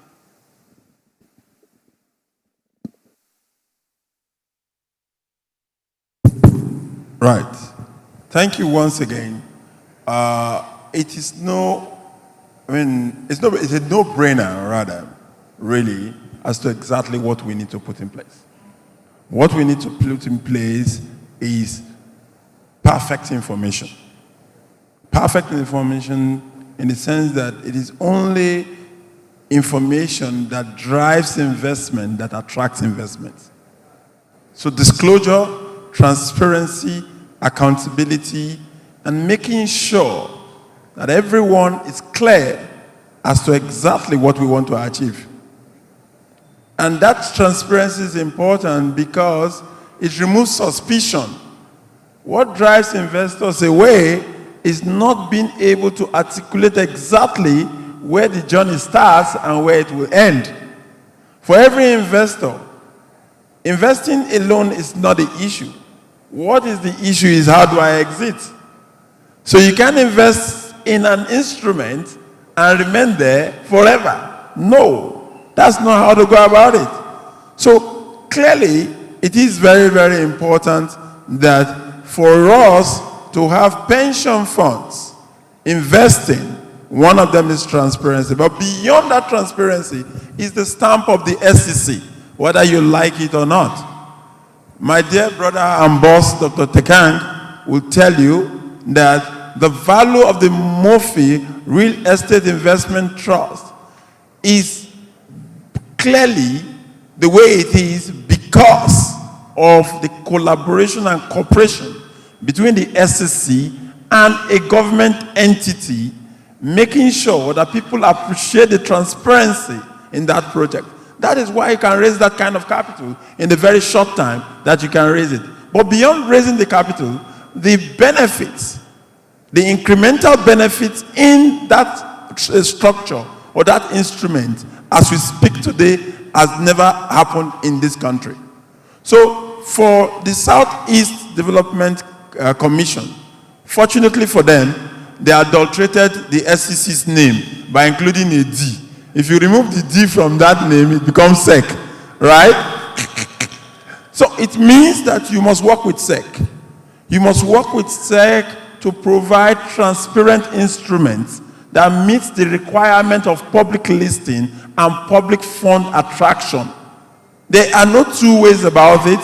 You cannot get it from the window. No, you must come through the straight door. Getting everybody to understand exactly what you want to do. But the more benefit in it is that united we stand, divided we fall. The Southeast states must be united. There must be a chain that links every Southeast state together with a common purpose, and that purpose is shared prosperity.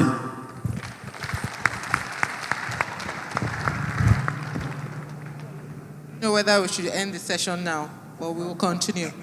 Thank you so much, sir. I'm going to now then move to Mr. Ejolu. We know that, the world over, there's now a lot of talk about climate-aligned capital for sustainable development. International development finance is shifting towards this climate-aligned and SDG-linked instruments. How would you advise the Southeast to position its priorities to access these emerging pools of green capital? And what trade-offs or conditionalities should the region be prepared to navigate?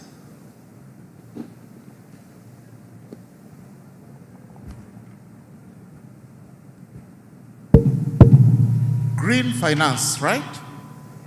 Thank you very much.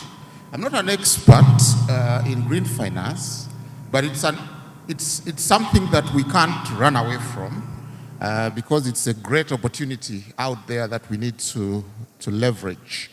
So green finance is not really charity. It's cheaper capital, but that comes with conditions, like you said. And the Southeast can access these pools of climate-aligned capital if it frames its priorities in investable green platforms. So we can think about industrial clean energy systems. We could think about climate-resilient logistic corridors. And we could also think about sustainable industrial parks. But we need to have a caveat here, because most of the advanced economies that managed to transition actually polluted this world, and they continue to pollute to some extent, although with technological advancements, these problems are being sort of managed. So we have to be thinking about the energy mix and how we always get that balance right, because we have to be strategic in looking at how we work with the opportunities we have. But we have real opportunities with green finance, and we've seen this work in different places. If you take Morocco's NUA Solar, for instance, combined concessional climate finance with private capital to deliver large-scale renewables. We've seen Rwanda's Green City. It unlocked climate finance funds by meeting strong ESG standards. Now, ESG is very crucial. It's really about the due diligence we need to do to be compliant on environment, social safeguards, governance, etc. So the trade-off is going to be discipline, and discipline. Because this green capital is going to come with stronger safeguards, transparency, data reporting, and the ESG compliance. So I think we have an opportunity there. We can have a conversation, and it's good to see that the SCDC is very future smart. If you look at some of the plans of the SCDC, they're actually thinking about creating departments or units that are going to be cracking these issues. UNDP will be partnering with them on these more technical aspects, and we have opportunities to get this green financing. This region is very much bankable, but we'll need to build this facility that does this readiness with an eye also on the green finance that's out there. Thank you.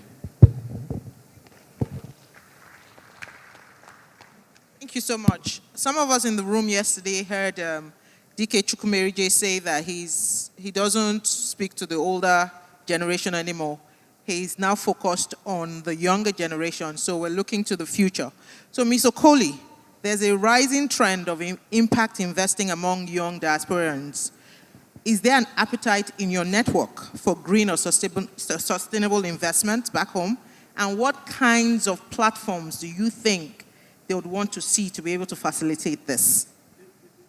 There's definitely appetite for green sustainability projects. So I know through our UIU Cares Foundation, we have, our goal is to reduce poverty. That's something that we want to do, is work with the community, because that's where the need is, right? We see, like, we have family members, we have come from different communities where people don't have the basics, so we try to close that gap, and that's very important to us. We have what it takes to help, so we're doing that the best way we can with what we have. But if we do it collectively, we can do a lot more. Your question is, what platforms do we need to see? So I think we need to create that dashboard that has, we have to create clear metrics and keep it simple, right? So that anybody can understand what it is that our goal is. So create clear metrics that we can follow through on and provide constant updates so that we know how we're trending.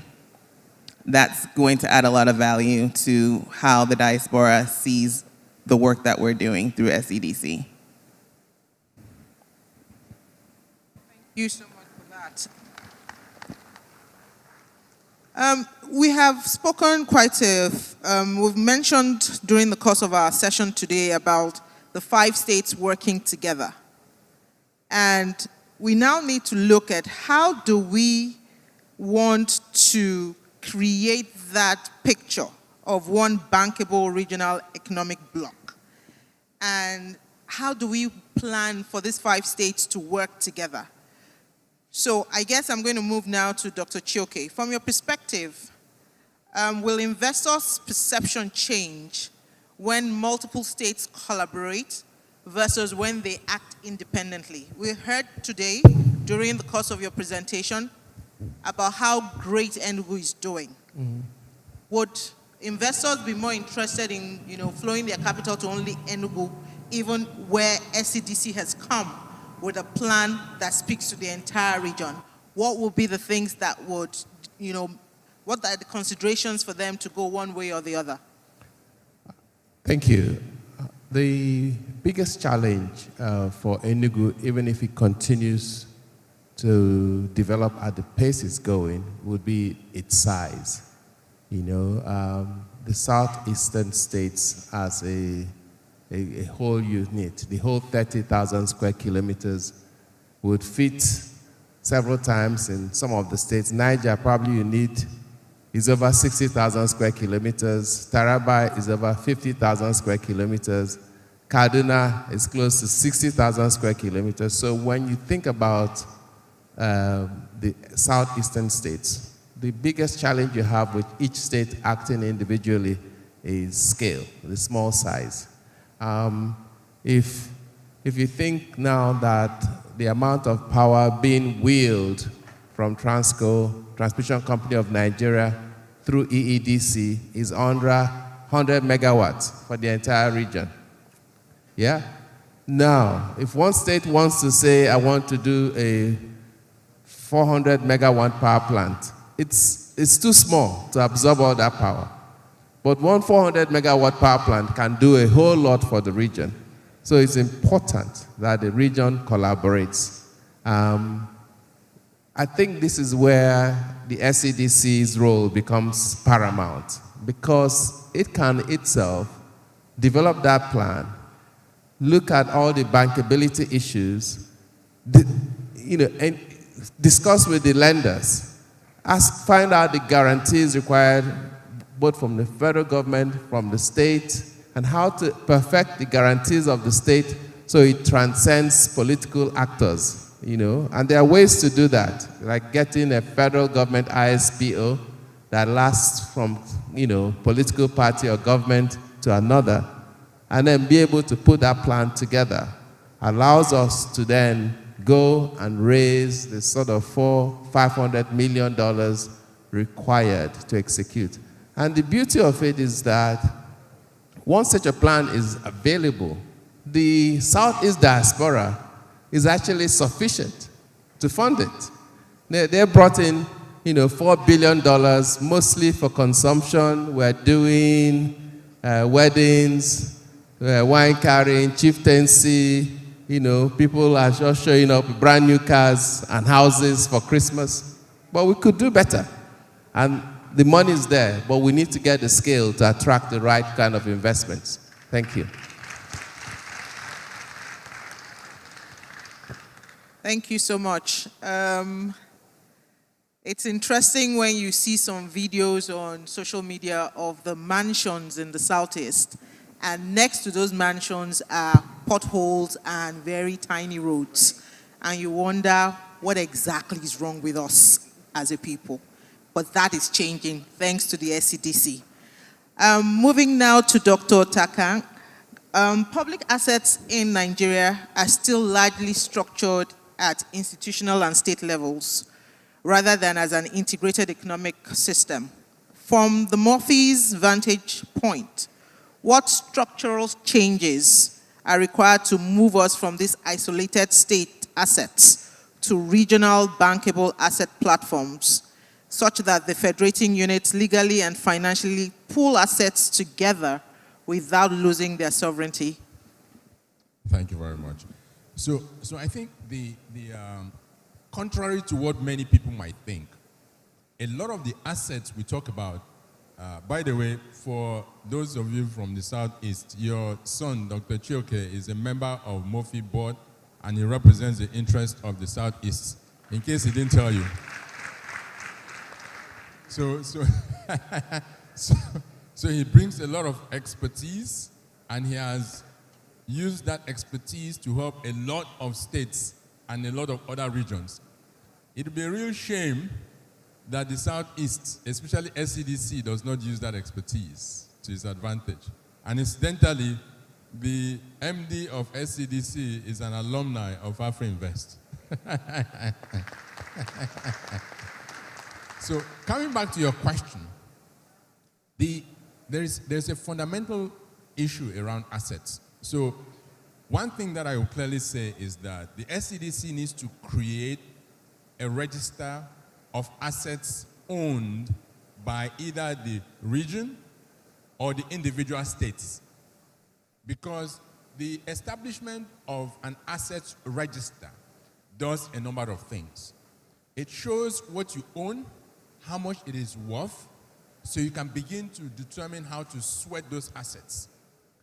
And as it turns out, a lot of our Land Use Act cedes the power of ownership of lands to the state government.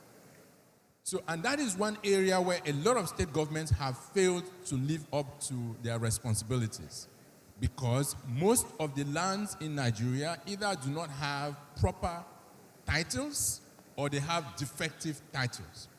And globally within the states, it's over $900 billion of lost value in Nigeria as a result of either defective titles or non-existent titles.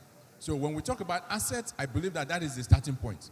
All the Southeastern state governments have no business why any piece of land in the Southeast should not have proper titles. Let's start from there. Because what that does is that it allows you to unlock a lot of value.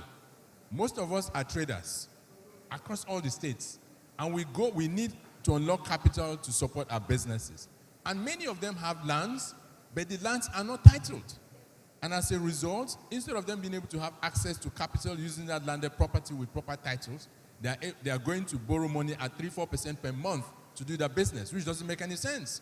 So they are losing money. So for me, that is the first thing. Let's have SCDC. If you can get all the state governments to get all the lands in the Southeast titled within the next 24 to 36 months, it can be done, and it must be done. So that's the first thing. The second thing is that the SEC might lend more voice to that when it comes to blockchain. With the advent of blockchain, it means we can now, once we have the titles, we can now put those assets on the blockchain. Around that, it means that people cannot fraudulently steal your land from you regardless of where you are. The second is that you can begin to raise capital on the back of that blockchain where the land titles are seeded. That becomes a key part of your asset management strategy. The third part is that the Southeast and most state governments are too small to do major infrastructure projects. I was speaking to Lagos one time, and I said to Lagos governor, you are #1 in IGR, but let's look at your IGR and even your budget. At that point, I think it was in 2024, the budget for Lagos State was about 3.5 trillion naira. And I gave them one example of a project we're working with them, the Lagos Green Line. That project alone is at least $3 billion to do a metro line from Marina to the Lekki Free Trade Zone, 70 kilometers. We're doing the project. We're actually putting together the project. And I said, even Lagos cannot do that project.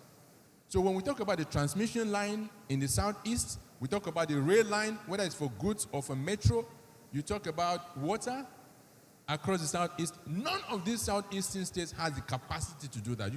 Dr. Chioke, you gave the example of FAC allocations 1.1 trillion, IGR 300, that's 1.4 trillion naira across the entire region, right? That's less than $1 billion for the entire region. And by the time you look at their expenses, there's not much left for you to do any project. So the other thing that I believe that the region has to do is begin to partner with federal government. That's why the federal government is there. Whether it is in terms of being able to negotiate terms for sovereign guarantee, which is what we're doing on our road projects. The Green Line, we already secured a federal government sovereign guarantee. And our argument is that you cannot talk about it without Lagos.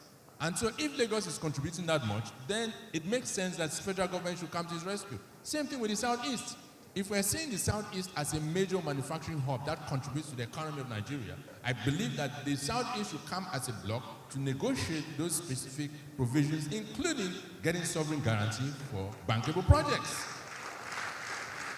We cannot, and I say this as someone from the region as well, from Abia State, we cannot continue to play the victim politics. It's a negotiating politics. So if we're talking about politics and economy, we need to go to the table and negotiate as equal parties to it. Coming back to that, look at the voters' registration. Our registration in Southeast is abysmal. How do you go to negotiate when you don't even want to register to vote?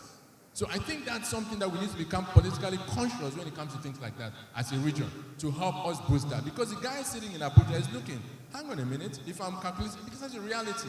The guy is sitting thinking, okay, where do I allocate resources? They look at the numbers. The whole of Southeast is less than a few local governments in another region. Where do you think they're going to prioritize it in terms of resource allocation? So we need to begin to understand the dynamics of politics when it comes to the center.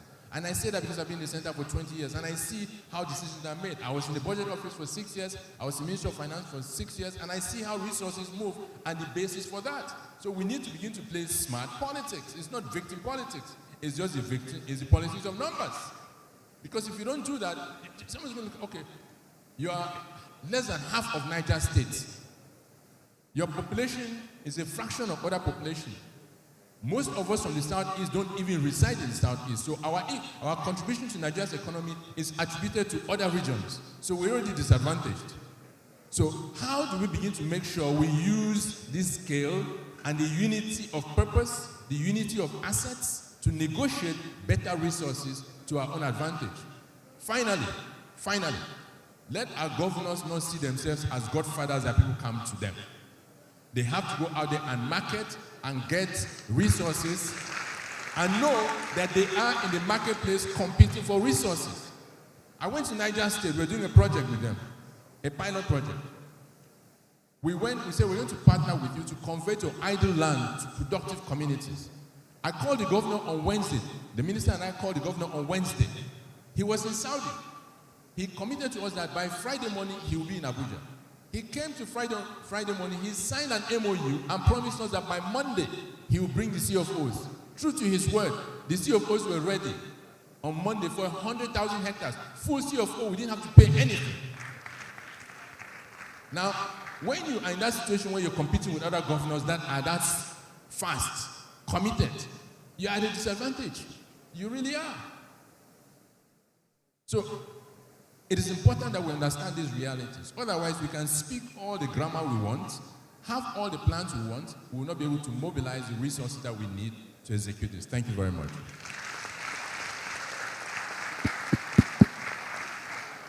It's as if Dr. Takang knew that I was about to wrap up the session, and I was going to ask each panelist to, leave us with some tangible next step for the governors and everyone in the Southeast.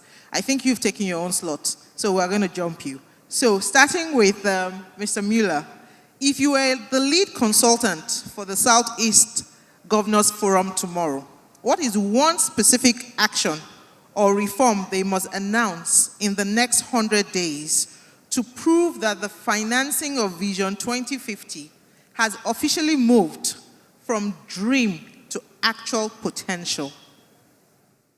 Okay, thank you. Mr. Chioke mentioned a financing structure in the market, a FAC ISPO. So a lot of states have issued bonds to investors basically since 1978. So we've had 40-some years of no defaults on state government bonds, but they've all been backed by the FAC ISPO, which is managed by the debt office in Abuja. It gives investors confidence. But many people say that's the gold standard for local currency financing in Nigeria, is to get a FAC ISPO from Abuja. If the 5 states sign some sort of agreement that said we are going to pool our available capital under the FAC ISPO, we're all committing this toward a set of infrastructure projects that we intend to do over the next few years, that would be a big confidence boost to show that they're ready to collectively back projects. And I do want to, as a final word, there are assets that are underutilized. We talked yesterday about stranded assets. There are existing assets that can leverage today. So obviously Geometric is there. Alaoji and IPP is also in Aba. It's one of the least utilized power plants. Today it has that capacity. Seplat just commissioned the Ano gas field in Imo, making Imo a gas-producing state. Anambra is already a gas-producing state. So the gas is already there and being sent out of the region to power industrial zones elsewhere. 9th Mile Enugu is not connected to a gas line. Newi industrial area in Anambra is not connected to a gas pipeline. So we already have the assets. We just need to work together and start putting the infrastructure in place. Thank you. Ms. Okoli, final words, please. Sure. So one thing I wanted to mention earlier was the agriculture. You talked about the sustainability, right? So there's so much agriculture in the East. I met somebody here who they have a plantation of palm kernels. There's so much that can happen through that. So with job creation, community building, etc., that's one thing that I wanted to add on to that. But for the next 100 days, I'm very interested in seeing that dashboard with the metrics, right? So we're going to have our set metrics of what we're going to do for the next, even if we can't do it for 2050, for the next year, next 5 years, what are the goals that we want to see? What do I take back to the UIE community and say, hey, this is what SCDC is helping the Southeast region build and do? And that way we can hold us accountable, because it's not just a SCDC thing, this is an everybody thing. This is a Southeastern region activity that we have to do because we're trying to build our country back. So we want to make sure that metric is there. We have something we can hold each other accountable on, and we'll continue to grow that way. Thank you so much. Mr. Ijolo, please. I think in the next 100 days, it would be good if we could have the Southeast Governors Forum announce a Southeast regional facility for project preparation and de-risking. If we can have that, that would be fantastic. And it should be accompanied with seed funding, commitment from each of the states, named transaction advisors, and a clear mandate on a targeted number of projects for which we want to see financial closure by a set date. I think that would be very good. Fantastic. Thank you. Dr. Agama, please. Okay. Dr. Chioke. I think for me, what I'd like to see as a takeaway for the governors of the Southeast is their commitment to establishing the standards of governance, accountability, discipline, and disclosure required to access funds from the capital markets. We are talking today about just under 27 trillion naira of funding held by the pension funds. We are talking today the size of the bond market at 70 trillion naira, the size of the equity market at 100 trillion naira, 106 actually trillion naira as of this end of January. And then remittance inflows about 6 to 7 trillion naira annually, mostly going into consumption. So the ability to be disciplined and give us audited accounts, register the state as a member of the defined contribution pension scheme, make sure you have a pay of the backlog of unpaid pensions or have a plan how you pay that, introduce life insurance for your staff. Those things simply enable you to come into the window that the DG of sectors talked about, to be able to access the trillions of naira available that is far in excess of your internally generated revenue. I know that states like Enugu are doing very well, expanding IGR, but the governor has told us he wants to move the GDP of Enugu from $4 billion to $30 billion. He can get there much faster if he can leverage the capital markets alongside the growth of IGR, and that's what I'd like them to do. That's the low-hanging fruit. Thank you. Thank you so much, Dr. Chioke. Dr. Agama, please. To do some justice to my final word. Go ahead, sir. Yeah, great. So, clearly for me, I will start with this. The southeast of Nigeria is no longer just a collection of 5 states. It is now a single unified economic corridor under the Southeast Development Commission. And through the SEC, we have built the regulatory highway for you to drive your investment home safely.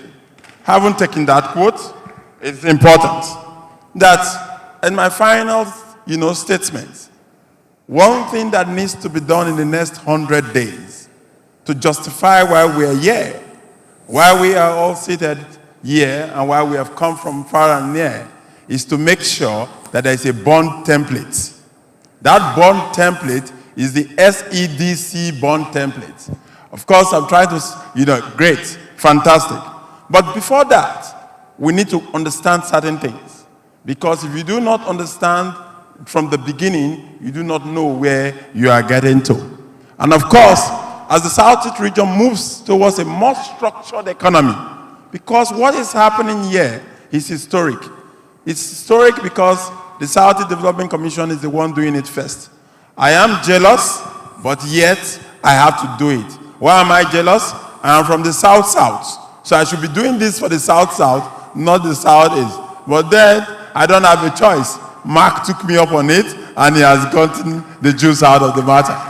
So, according to the PEBEC and fiscal performance, I want to show you exactly where we are as states in the Southeast region. Sometimes, if you do not know the basis of a problem, you actually would not know how to solve it. You assume, and yet you'll be floating. So please move on. Let's see if you can get it out. Yeah, who is there? Right. Technology, of course, is one of the things we need to do with the Southeast. So, let's, right. So, what I wanted to show there before it comes up is what are the comparative analysis of the Southeast states. Yeah, 2025, 2020. Beautiful. So you see that, right? Enugu State is ranked number 6th in terms of ease of doing business, national ranking 2025.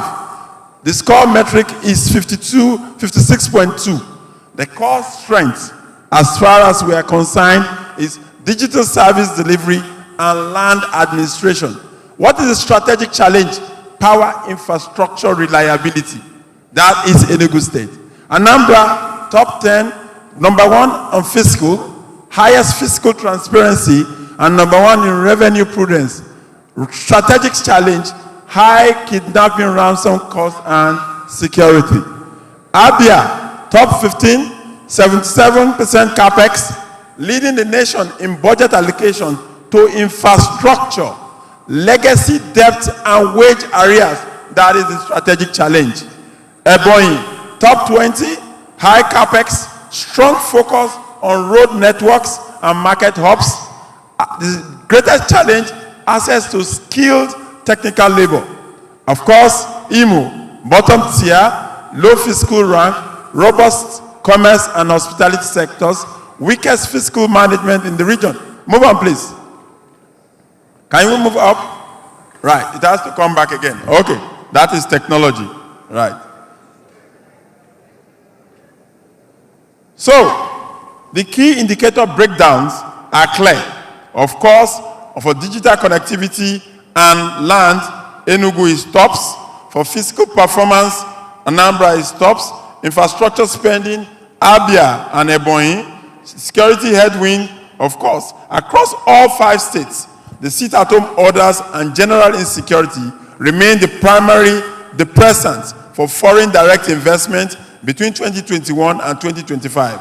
The region saw an estimated loss, which is critical, of worth between 655 billion and 3.8 trillion due to these disparities and disruptions, which remains the single biggest hurdle for capital market participation.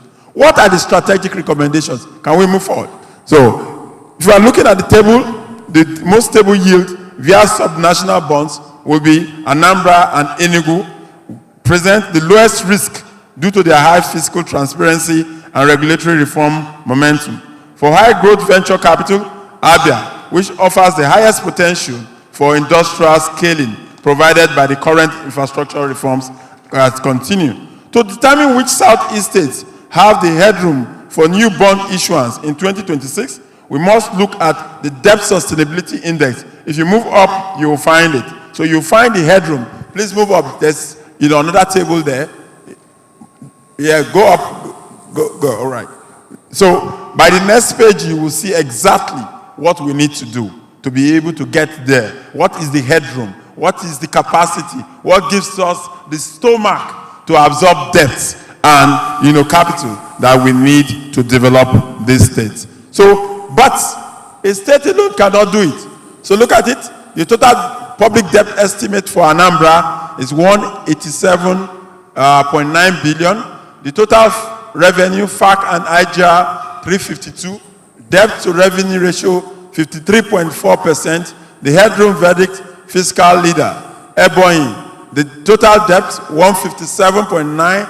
Total accruance, 3.12. Of course, the debt to revenue ratio, 50 point. Strongest headroom, region's leanest. And Abia has 375.2 billion debt to total public debt, with total FAC and IGR coming at 360. You see that the debt is actually helping to move the revenue, but debt to revenue ratio is 104 with moderate headroom, and last is Enugu with 180.5 and 826.0 billion in terms of the combination. Of course, 21.8% exceptional headroom, revenue outperformer.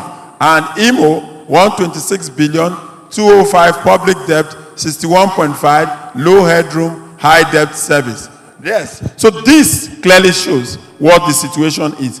What are the strategic insights for our roadmap? The strategic insights are: 1, the revenue powerhouse is Enugu, and the investor takeaway, which is likely and have the capacity for a bond in 2026 without risking a default.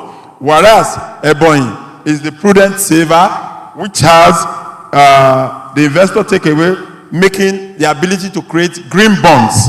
And then the Abia is the industrial hub, What should we do, basically, and why do we need to have this?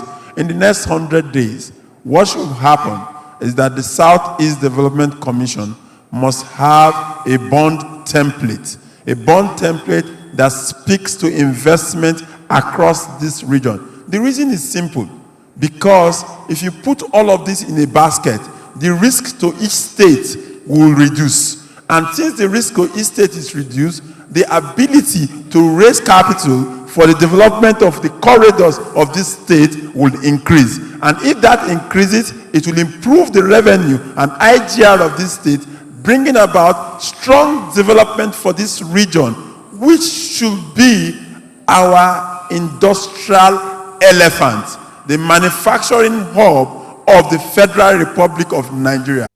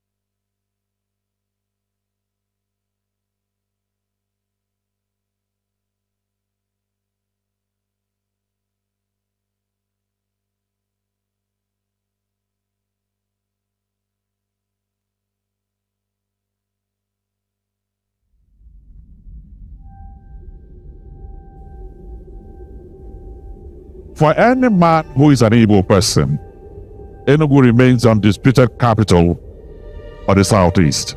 Today marks a milestone in the history of the Southeast, as we come together to chart a shared path for the future we all desire.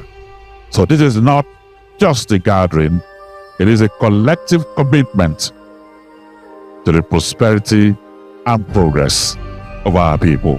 The Southeast Development Commission was established to help address long-standing infrastructure and development gaps, while also providing a platform for strategic, forward-looking regional planning. Every participant here, physically and virtually, is not an observer, but we are all contributors.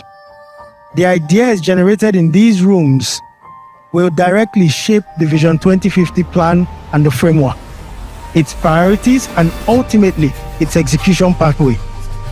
For the Southeast, this is an opportunity to consolidate strengths, address structural constraints, and rightfully position itself as a competitive and investable region within the Nigerian economy. Southeast is blessed with immense human capital, entrepreneurial dynamism, cultural cohesion, and a strong spirit of resilience. However, unlocking the full potential of our region requires coordinated planning, long-term visioning, policy alignment, and strong collaboration across states, sectors, and institutions.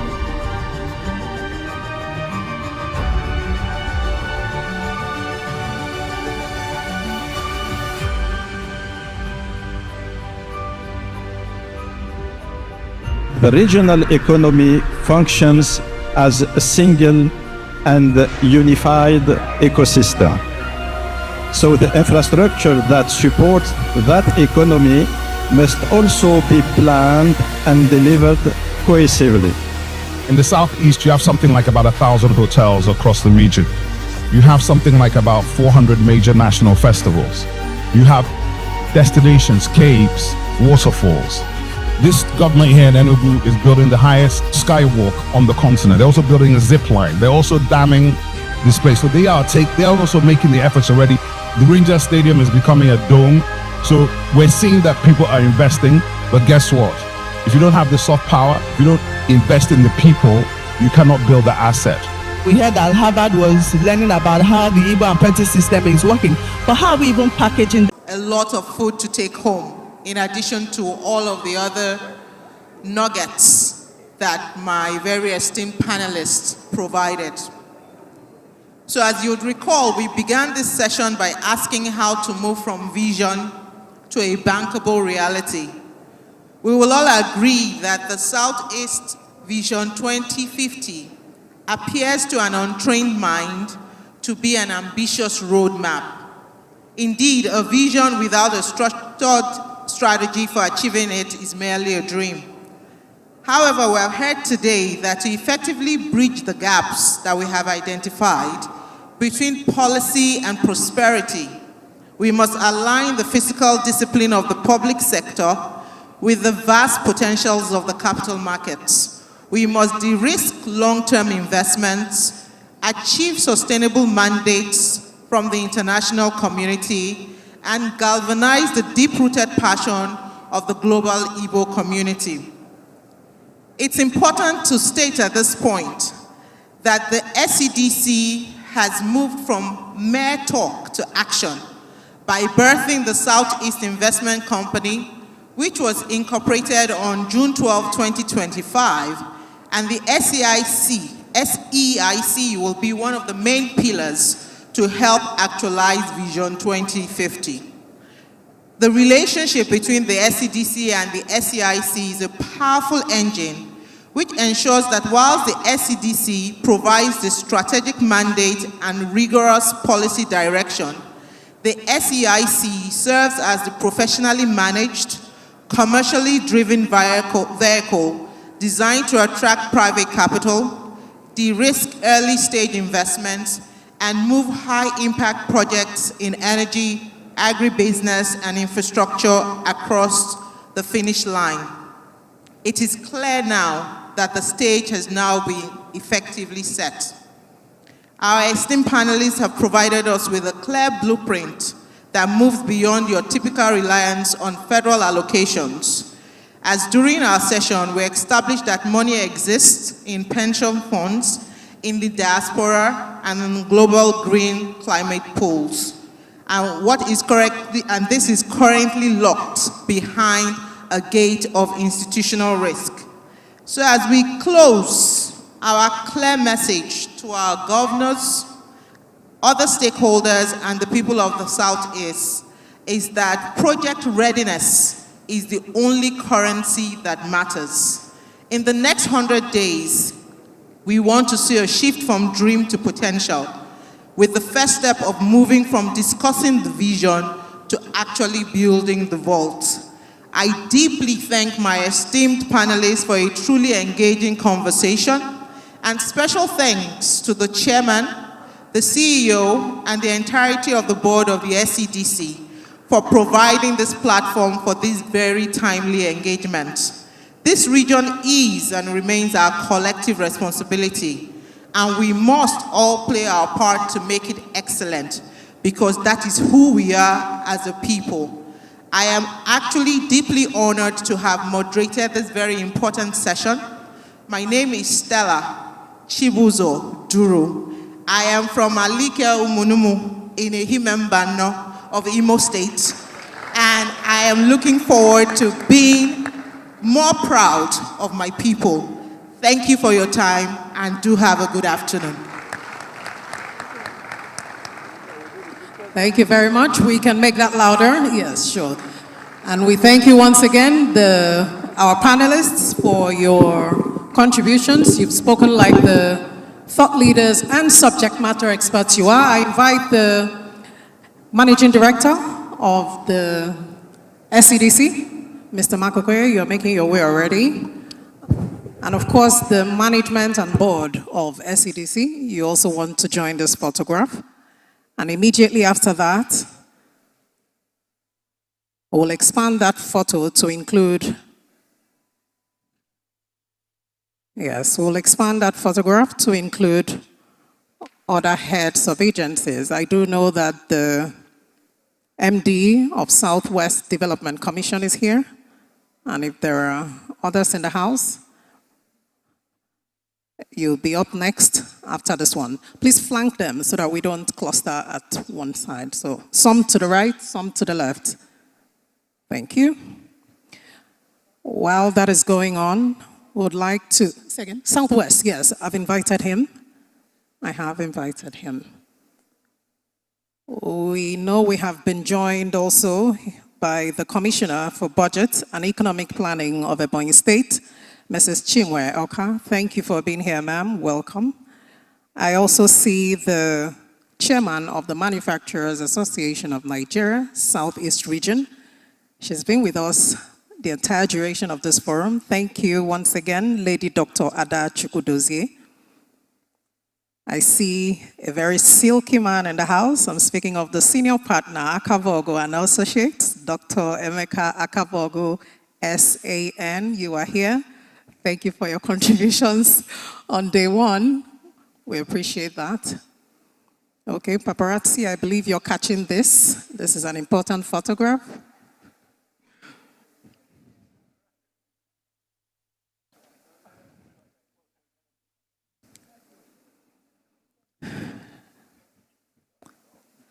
Thank you to everyone who has thus far contributed to this 4-day event, covering several focus areas.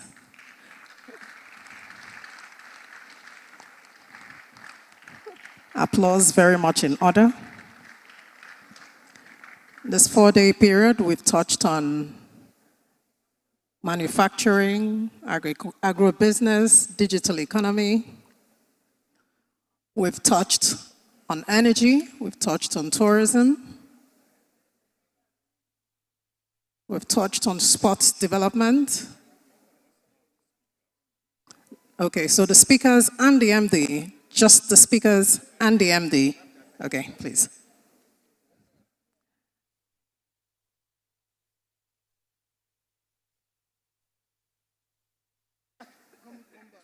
Just came back. One of the board members just came back. Please come in. One of our board members. Okay. So there's an art pavilion right outside. Do well to join that. Do well to visit the art pavilion. A lot of interesting materials, I'm told.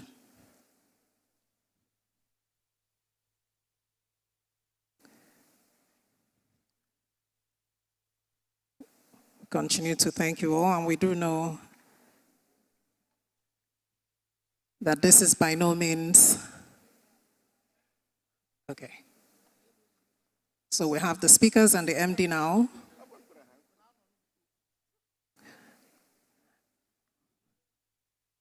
In this 4-day period, we've also touched on governance, resilience, infrastructure, social cohesion, multi-stakeholder alignment, and today we've seen synthesis, validation, and forward action. Thank you once again. Can we make it louder for our panelists and the wonderful handling of that panel by Stella Duru? Thank you very much.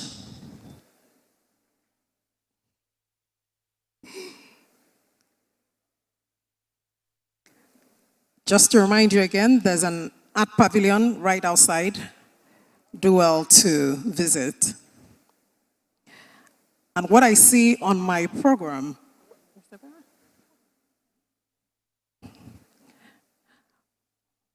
okay, so consider this a commercial break. If there's music in the house, this is a good time to have it.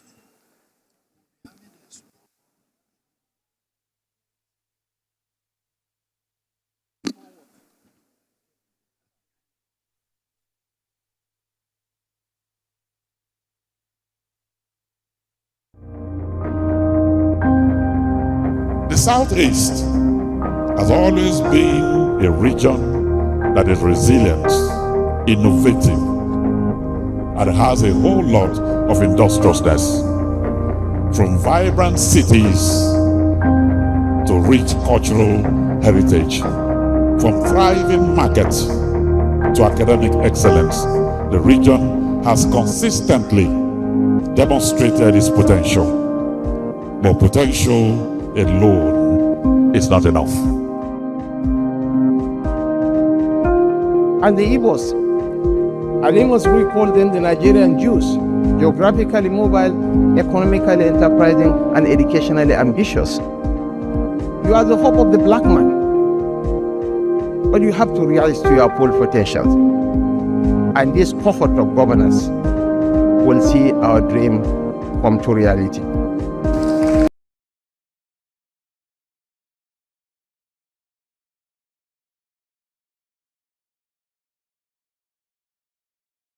Executive Management, Manufacturers Association Chairman, the DGs here present, the panelists who just, in my mind, blew our minds, with the quality of the discussion, the thought process, and the world of opportunities that they shared with us today. To all the participants, the former SSG of the Anambra State Government, the clerks of the SCDC House of Reps Committee, Senate Committee, very distinguished guests, gentlemen and women of the press. First of all, I'd like to start by an apology. The loss in transmission, loss of energy for electricity for roughly about 10-15 minutes.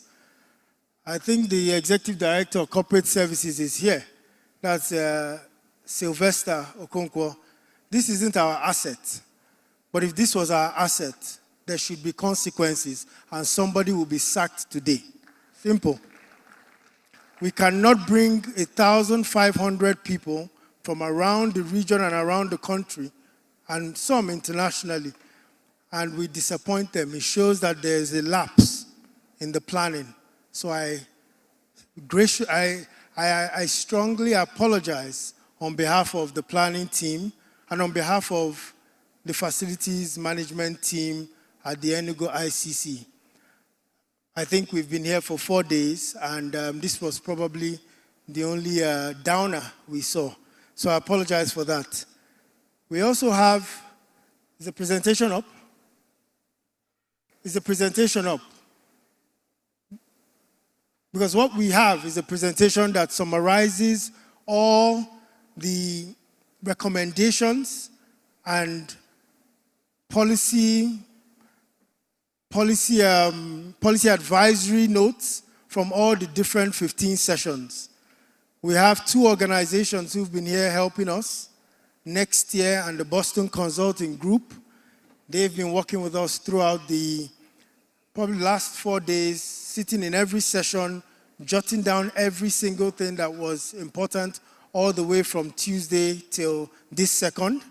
But I was just told, and I wonder how much fun they had last night.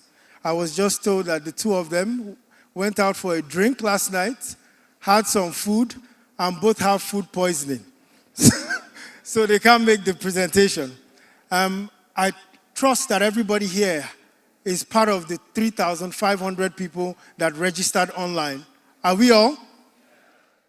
And I'm sure in those, as part of that registration, we've kept very close communication with you around the agenda and every single document. Have you been receiving the emails? Fantastic. So one thing I can assure you, thank you. One thing we can assure you is that we apologize for them, for this blip. You can't cheat nature. They've been working hard and tirelessly. This work started on 29th December 2025. That was the first day we had the steering committee meeting, where we have the 5 commissioners of economic planning together on that committee. we have Lady Adachuku Dozier as a member of the organized private sector on the committee. We have Ike Chioke representing the financial institutions and investment banks. We have the Director Planning Research and Statistics from the Ministry of Regional Development.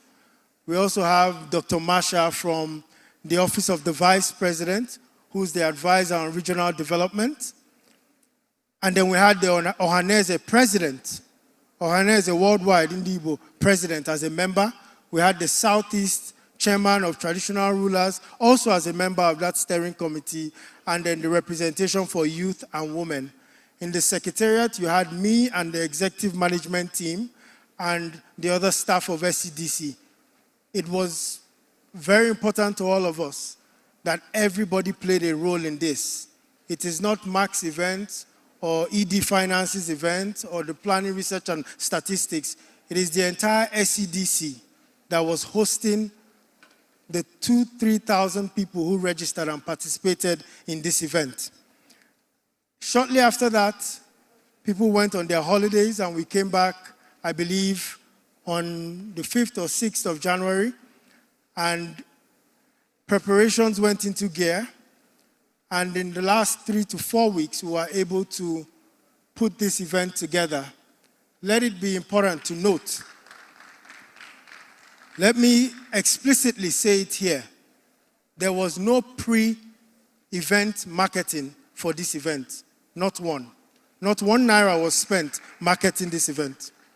There wasn't anyone paid to help us boost the influence or what have you. It was purely us using our social media platforms, putting our websites, the website for the summit online, and Southeasterners and other interested persons from around the world and across different tribes of Nigeria registering and saying they want to participate in this event.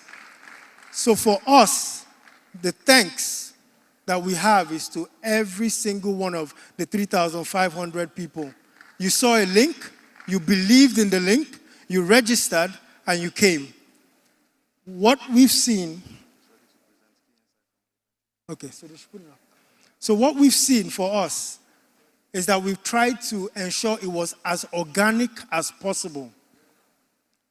We did not want to synchronize or stage manage or mobilize a crowd of people. We said it here on the first day, that if it's only 100 people that are in this hall for the entire 4 days, then those 100 people are the people who truly have sacrificed everything for 5 days to contribute to the long-term plan for the region.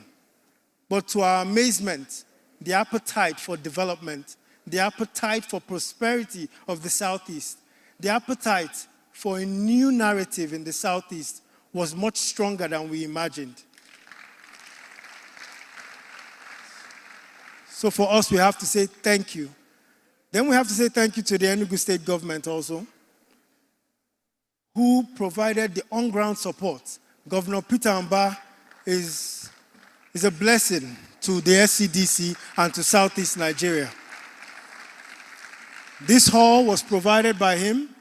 Some of the transportation, moving you from your hotels to the event center, the protocol team at the airport, all of that was provided. Full support by Governor Mba and his team led by the Chief of Staff and a host of other commissioners and heads of agencies. I would also like to explicitly thank the SCDC liaison officer. I call him Edan is squared. Please rise. Let's appreciate you. Very energetic young man who took this challenge and ensured that the Enugu State government was going to be carried along. Anything we required from him, he made it happen. So Governor Peter Amba, we say thank you to you. And then secondly, we actually want to specially thank all the Southeast governors in the region. All of them came. They've been invited to many events in the past. There have been many sessions. And for someone like myself, who's been here for 14 years, and participated in Seredec, SEBIS, SENEC, Southeast Plan, Ohanese Plan. I've been there for 13, 14 years. I saw all of them. And all these different plans and sessions invited the Southeast governors of that era. But now, there was something extremely special about this generation of Southeast governors. And we thank them immensely for all the support that they give, the backing, the sacrifice to ensure that they could be here with us for about 6 hours on that day. I understand that the presentation on key insights is here, but I also know that the day is a bit fast spent. So we are going to leverage on the experience of my colleague, the ED Projects, who's a 3-time House of Rep member and a 2-time chairman of Committee of Works, and the person sitting next to him, the former Speaker of Abia State Government, and do a voice vote. Are we ready to take the key insights, or do we want it sent as an email? Email? Key insights as a presentation? Both. Fantastic. So we'll take it. Chidima, where are you? Can you put up the presentation? Please, you have 5 to 10 minutes. Make it quick. And I would probably appeal for us to stop sharing food, please. Can we stop sharing food and we focus on the conversation, on the presentation? Can we stop sharing the food, please? Just give us 10 more minutes and then we'll wrap up. Out, please. Thank you immensely. Chidima. How many minutes? 10 minutes. Just one. Okay. Good afternoon, everyone. Thank you for staying till now. Some of us came in since Monday, some even as early as Sunday, and we're still here. And like every other speaker has emphasized, the fact that we're still here shows that we're very passionate about the development of the Southeast. So please, next slide, please. Next slide.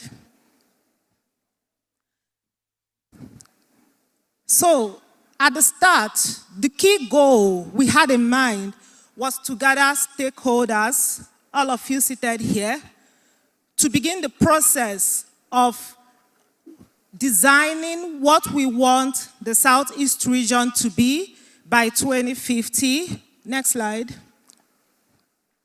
Next slide. Across all the teams, one thing, again, we are going to send this to your emails, so we are not going to run through because of time. But one thing that stood out was the need to move from planning to delivery. Stakeholders have emphasized that we shouldn't fall into that same trap of planning, plans, and limited execution. Next slide, please. So, we had 14 thematic areas. For Cluster A topics, we focused mainly on the traditional economic sectors. For Cluster B topics, we focused on the so-called industry without smokestacks, things like the creative economy, sports that can also drive development, including the enablers. Next slide, please. Next slide, please. Well, let's just run through. Oh, sorry, please, the previous slide. Sorry. So, like I said, we divided this into two, the traditional economic sectors and the enablers. And under this industrial development and economic transformation block, the key discussions were around structuring industry, the infrastructure, and the finance needed. What we should emphasize here is we must think of industrial development in a coordinated way and not just as fragments of interventions. It's only when we think through it in that coordinated way that we can drive productivity. Next slide, please. The same thing for agri-development. the emphasis given the limited land space in the Southeast was to ensure productivity for the limited geography. That's the key takeaway for this. Next slide, please. Urban planning, we all discussed the need of mobility. Again, the key takeaway is that all these actions must be integrated. Whatever we are doing for urban planning, transportation, must be tied to whatever we are doing for industrial development. Next slide, please. Power, energy, and solid minerals. As we've said, power seems to be like the first binding constraint to productivity. It forms a major cost of production. I was listening to a pharmaceutical company CEO. Sometimes he talked of how importing a certain brand of anti-malaria was cheaper than manufacturing it in Nigeria, and that one of the key drivers of cost is energy. Again, while thinking of energy, we must also think of it to how it ties to the industries, the sectors we want to develop. Next slide, please. Again, climate resilience, we can't overlook it because we are seeing the impact of erosions and all the adverse effects from poor climate beginning to affect us. So this session highlighted key points on how we should integrate. Next slide, please. Governance. The key takeaway from here is on the need for coordination. Besides the Southeast, this is one of the challenges that plague development in Nigeria. Poor coordination, both within government, between states and the federal government, between the government and the private sector partners, between the government and development partners. If we don't coordinate activities, there will be duplication of efforts. There will be wastage of resources. So coordination is a central theme here, in addition to strong impact measurements. Next slide. Social healing, values, and reorientation. This was a very powerful segment. One of the things that stood out was the need to reclaim our agency, the need to remember who we are as people who direct, who are captains of our fate, as exemplified in the Igbo slogan, Onyekwe, Chiekwe. So we are going to share these slides, but that's the key thing that stood out here and would want everybody to keep in mind as we leave. Next slide, please. Next slide. Again, we move to the cluster B topics. Next slide. Next slide. For the tourism, hospitality, and creative economy, what stood out was, first of all, we need to think of this in an integrated way.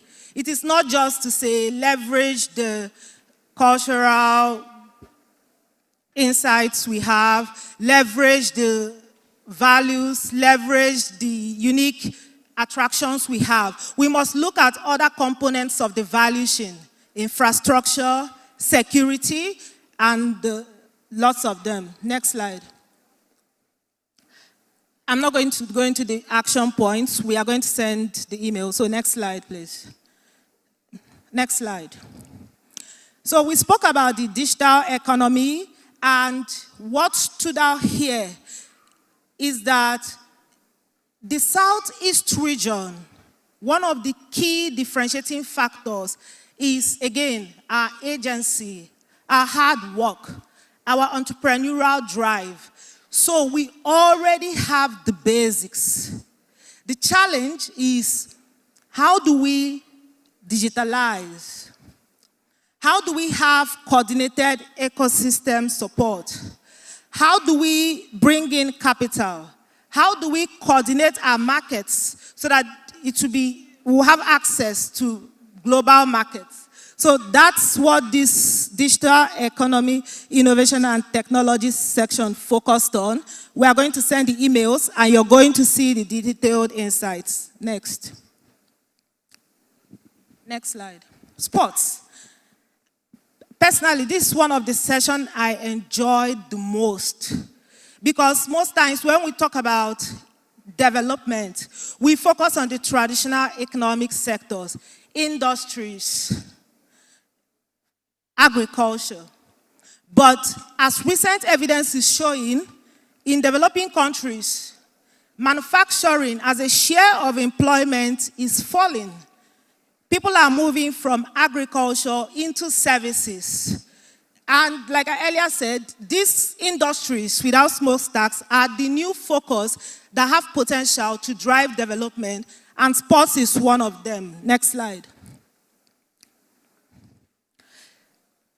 So, the key component that emerged from this session is Southeast has long been the driver of sports, and we must go back to that origin. I recall listening to, I think, the CEO of the Rangers Football Club tell a story of, I hope I'm getting the story right, but how I think Kenneth Iwoke was gotten from Unsoka, right? And there are so many other talented people who are there, but they have to farm, talents wasted. So that we must leverage sports as a way of harnessing the potential, the energy of young people. And some of the challenges, we've listed it here, and I'm not going to run through them, but it's still around enabling infrastructure, government's commitment to creating an enabling environment that enables the private sector to invest. Next slide, please. These are some of the strategic priorities that was highlighted in sports, but key among all is to invest in the sector in a way that drives development. Just scouting players would not drive development. To strengthen local leagues and infrastructure where young kids can come play. Not just, I know I'm focusing on football because that's what the session focused a lot on, but generally the entire sports ecosystem. There are also conversations around regional initiatives, but let's not go into all of that. A key point here was that we must recognize that investment in sports takes time. If you look at countries that have succeeded, whether tennis, you just have to give it time for you to see that investment. And we must have systems for systems for capturing young talent and providing them with the necessary financial and other skills, financial and other resources, they need to develop. Next slide. Next slide. Security, security, security. We all know that security is a key obstacle. Without security, everything we've discussed here would not work. I'm not going to go into all this, but a key segment that emerged is that if we notice insecurity reduced during the holiday season, and we must look at what factors drove the reduction and build on them. Next slide. So, part of what led to the reduction is the diaspora return, improved disposable income, community investment in local security, etc. So we must build on all these. Like I said, we are going to send these slides and detailed reports to everyone. Next slide, please. Thank you. Human capital development. This is also one of the sessions that stood out because development experts sometimes like the hard conversations, the finance, the infrastructure. They are all good, but capital upon capital upon capital would not produce this auditorium. What would drive capital? What would utilize the infrastructure is the human capital. Next slide, please. So, I think Dr. Chidoka did justice to this session. And part of the key insights that stood out was the Southeast already have strong literacy outcomes. The problem is not, according to some of the participants at least, the problem is not, oh, do people go to school or do people not go to school? But the problem is, how well does the educational system align with the needs of employers? That's where the gap is. Though some other still said that, well, we still have problems in terms of education quality. But the key point is that the Southeast must build on its people. It's not resources that drives development, it's the people. Again, under human capital, we already have the cultural foundations for success. And again, when we talk of economic growth or development, we like to talk of the capital, the infrastructure. But at least even the Nobel laureate winners for economics this year did a good work in showing us how culture was maybe the first building blocks, because it's the culture of a people that leads to the institutions. So let's embrace the culture we have: agency, entrepreneurship, innovation, doggedness. Let's embrace in that. And part of what we need to do is to make education align to the needs of industry, including embracing the apprenticeship system, the vocational skills system. There were also other innovative ideas that emerged from this session, but we will see that in the detailed reports. Next slide, please. Next slide, please. Under this Cluster B industries, we explored SMEs, enterprise development, and the informal economy.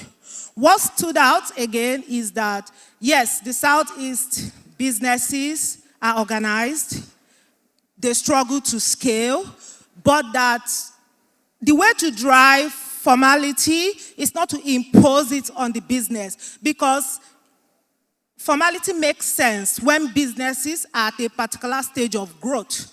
So in designing whatever the SEDC will do, in designing ways to improve SME productivity, they must have ways to meet businesses where they are, and from there, incentivize them to become registered and formal enterprises. This session also focused on recognizing the human drivers of SME productivity besides access to finance. Things like doing something you're skilled at, making sure you're productive at it, the other soft skills of performance. So this session also digged into that. Next slide, please. Next slide. Next slide, please. I'm not going to go into... So please, go back, please. Okay. For this session, it was the place where we have a whole laundry list of what participants wanted the SEDC team to focus on, from building primary healthcare facilities to dialysis centers. And fortunately, we had key stakeholders in that session who helped us think about it the right way. And besides the interventions in health, what emerged here was to remind us that the SEDC is not a replacement for the role of the states or the role of the local governments. So we must think of the SEDC's role as removing the key binding constraints that will catalyze development. So instead of thinking of the SEDC as building a dialysis center, we should think of why don't they ask states to maybe have functional healthcare systems, and as part of the incentive, we would give you this or that. And also to recognize that resources are limited and that there is both limited fiscal, mental space for what the SEDC can do. And so in terms of health, part of these suggestions are to focus on building intelligence, identifying the key problems in the region, aligning regional strategy, incentivizing reforms, and in terms of incentivizing reforms, during the sports session, there were very good examples of what the Enugu Sports Commission, I think, led by the Commissioner of Youth and Sports, innovative ways through which they attract private sector investment. So those are the kind of things we need to look at. Next slide. Next slide, please. So we've looked at traditional economic sectors and other sectors capable of driving growth. We've looked at the enablers, the governance system that can deliver that. And I think it's as Professor Stobu in his presentation, where he spoke about institutions are what will enable all this to work. So we are going to send detailed insights of all this to your emails, including the report. So that's the next step. So expect that from us, and confirm commitments and roles from relevant institutions and stakeholders. This is just the beginning. 4 days is not enough to really go into the nitty-gritties of designing these interventions. So we thank you for coming. Thank you for participating. For those who traveled far and wide, we plead with you in the coming days and weeks as the SCDC team reaches out to solicit for your inputs, feedback, areas of expertise and specialties, to please keep on being generous with your time. Thank you very much. Yeah.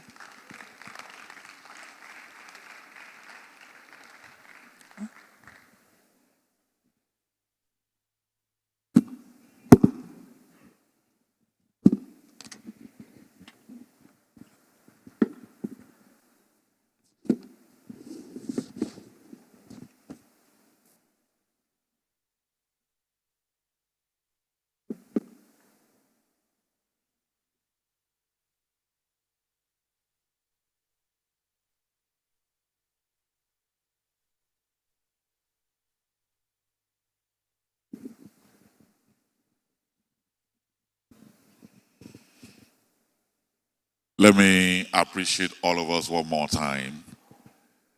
And can we put our hands together for the young lady who presented the highlights? Thank you. Thank you very much.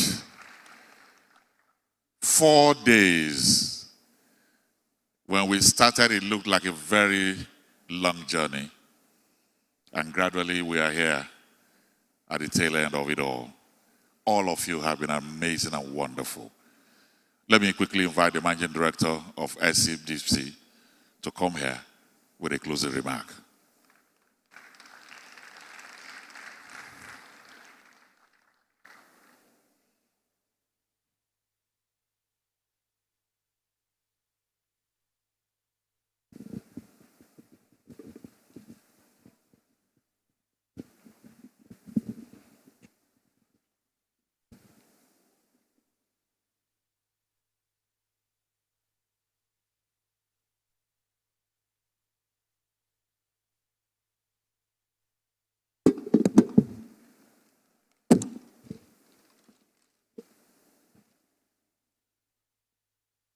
Your Excellency,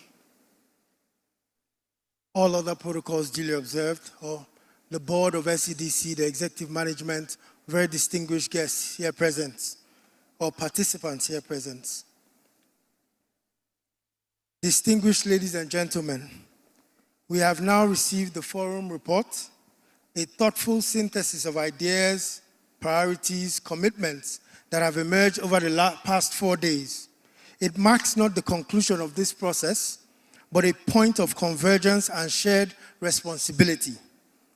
For 4 full days, the stakeholders from across government, business, civil society, academia, the diaspora, and our traditional institutions chose to remain present, not for the ceremony, but to sit down, sit together, think together, and debate the future of the Southeast with seriousness and honesty. In a region often shaped by urgency, fragmentation, and to an extent, grievance, that collective discipline is extremely rare, and it matters deeply to all of us. Before we close, permit me to place on record our sincere appreciation to those whose support and sacrifice made this forum possible. I wish to especially thank the government of Enugu State, led by His Excellency Governor Peter Amba, for the exceptional hosting, coordination, and on-ground support that ensured the success of this forum. We are equally grateful to the other Southeast governors for their strong participation, leadership, and commitment to a shared regional vision. We also especially thank Governor Hope Uzodinma, who had messaged us and informed us that he had a huge stakeholder Imo at 50 event on Tuesday, which was the reason why he sent his speaker to represent him. But he had given us enormous support and assurance for the work that we are doing here. I also extend our profound appreciation to the Federal Ministry of Regional Development for its guidance and partnership, and to His Excellency the Vice President of the Federal Republic of Nigeria for honoring us with his presence and for his steadfast support for coordinated regional development. Above all, we acknowledge the leadership of His Excellency President Bola Ahmed Tinubu, GCFR, whose decision to establish the Southeast Development Commission and to approve the creation of our investment subsidiary, the Southeast Investment Company, has provided us the institutional foundation for this long-term regional effort.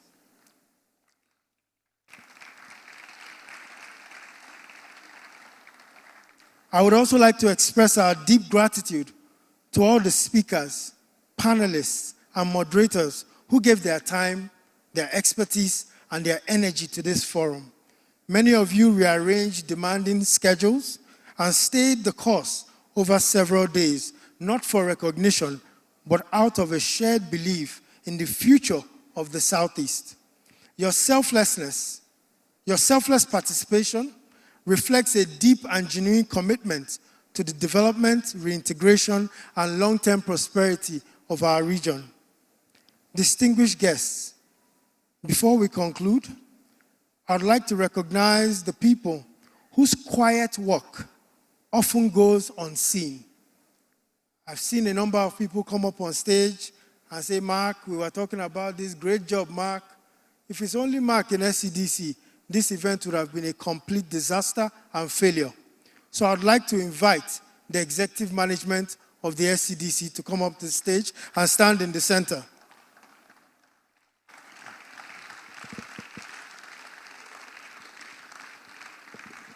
And closely following them, I'd like to ask the staff of the SCDC to join them.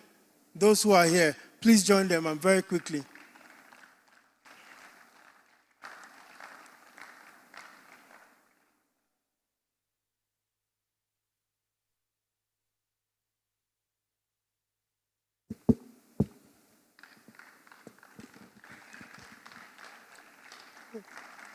Congo, join Congo, go. I keep, go. Come on stage, all of you. And I'd also like to ask Edani to please get on stage, the SCDC liaison officer from the Enugu State government. All the staff, come on, quickly, please.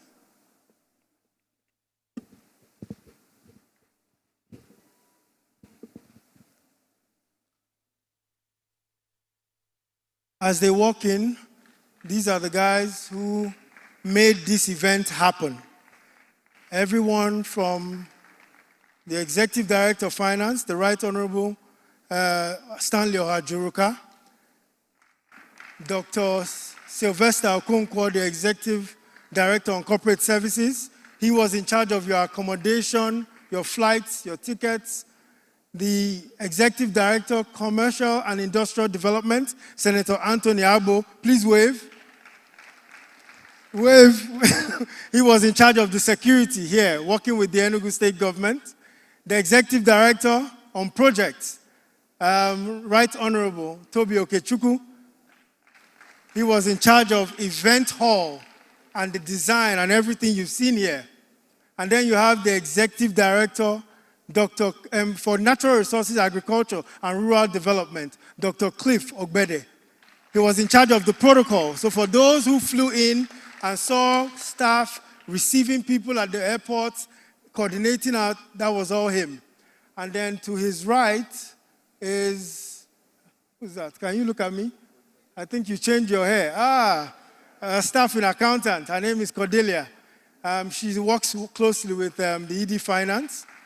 The board of SCDC, you are our leaders, you are our bosses, and we thank you for the overarching approval you give us. You approve our budgets, you approve our policies, but this is the engine room that gets things done. And then behind them, to the far right is, I see HOD admin, I see procurement lead, I see the director of finance, and then I see some of my own staff who are on the layer behind, Augusta, Congo, Ugo, IK. We just thank you all. I thank them immensely for all the support. It wasn't easy, but we were driven. Many people told us it was impossible to do this, that you can't do a 4-day summit, 4-day forum. But we said that this is the most timely, this was the best time to have this conversation. And we knew that the Southeasterners were deeply committed to having a conversation about developing the Southeast. So we went ahead and we were dogged, and they made it happen. Thank you very much, and you can please step down. Huh?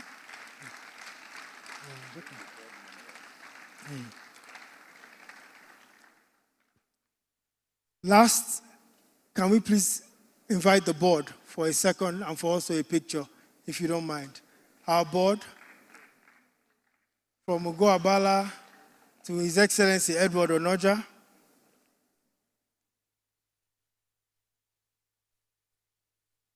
They've been here since Monday, all of them here present. We have an 18-member board, or a 12-member board excluding the executive management.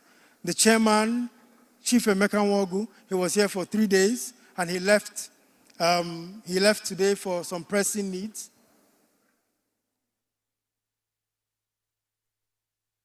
As the former Deputy Governor of Kogi State, His Excellency Chief Dr. Edward Onoja is the board member representing the North Central on our board.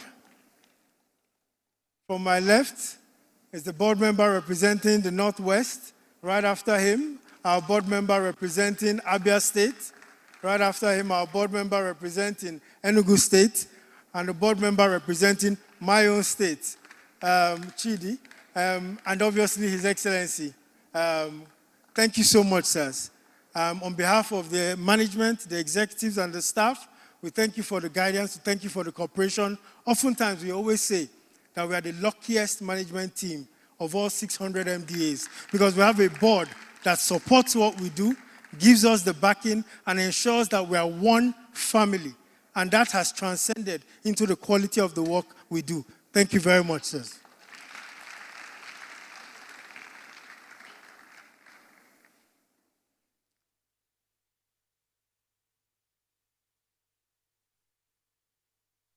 So this forum, so as we depart, let us remember that Vision 2050 is not a document to be shelved, but a commitment to be honored. The real work begins now, translating ideas into prioritized projects, plans into capital, and collaboration into measurable impact. In the weeks ahead, the Commission will work with the Southeast state governments, the private sector, and the development partners to translate this report into a clear project pipeline, an agreed financing strategy, and a shared implementation framework. By Monday, we're going to start meeting immediately to start piecing out what we need to do, and we're going to keep to that 100-day window. You're going to see certain things already being implemented that were discussed here. We listened to our governors from Abia State who talked about the regional approach to power, to Anambra State who said focus on 3 projects, security, gas, and regional rail. And then you go to Ebonyi State who said we need to look at agriculture and solid minerals and see how we can make Ebonyi State have a regional approach around those 2 sectors. And then obviously to Imo State, that extended his best wishes and also discussed about the opportunities in hydrocarbon. And then obviously, lastly, with the governor of Enugu State, who talked about a one unified economic bloc approach to regional planning and execution. The truth is that all these 5 remarks and contributions are all possible. There isn't one that is right or wrong. But the beauty about a stakeholder engagement that is organic like this is that we are also able to listen to the aspirations of the people across different stakeholder groups. So that way, as we then start to summarize and piece this document together, we have clarity of direction, knowing that the people of the region are behind us. The last point I did want to make was to say, from February last year, we were very clear from an execution standpoint that we were not set up to replicate the functions of states and local governments. If your borehole is problematic, go to your local government chairman. If the 3-kilometer road between your house and the junction in your local government has issues, ask your state government, Commissioner of Works. But if you want gas pipelines, power projects, regional rail projects, your partner is SCDC. That being said, we operate within the confines of a federal government, or a federal government agency. And the underlying vision of what we will do is also mapped to the Renewed Hope agenda of President Bola Ahmed Tinubu. And one of the things that we've done that helped us get to speed very quickly was that as soon as we came in, some of you may have gone to our website and seen a document called the Strategic Roadmap. That document was mapped to every single piece of Mr. President's manifesto. The Southeast Security Intervention Project and Program, which will launch soon, is mapped to, I think, page 15 of that manifesto. The Southeast Industrialization Program, which says take infrastructure into special economic zones, is mapped to, I think, page 20 or 30. The Southeast Agro Development Program, which said we are not here to share stems and cassava.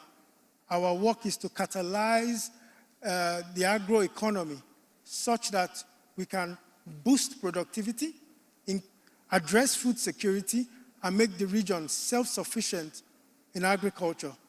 So our job and the job led by Cliff is to take infrastructure into large farmlands across our communities and clear them so that they can become motorable for agro-mechanization. Again, mapped to the manifesto of Mr. President. The fourth one is the Southeast Venture Capital Program. I think that's 52, page 52 or so. The same conversation, clear alignment. Then you have the Southeast Housing and Market Development, same thing. But all of these programs sound very nice and exciting. But the only thing that makes it sustainable, is the amount of human capital that we can develop, who we can get to understand governance, to understand public policy. So I'm sure in the coming days, we'll be launching a program that ensures that whatever discussions we have here, whatever achievements that the board and the management and staff do over the next 3 years, the people who will ensure it will be sustainable are the young men and women who will join us shortly. So in that note, we'll be launching a program called the Michael Okpara Fellowship for Young Leaders.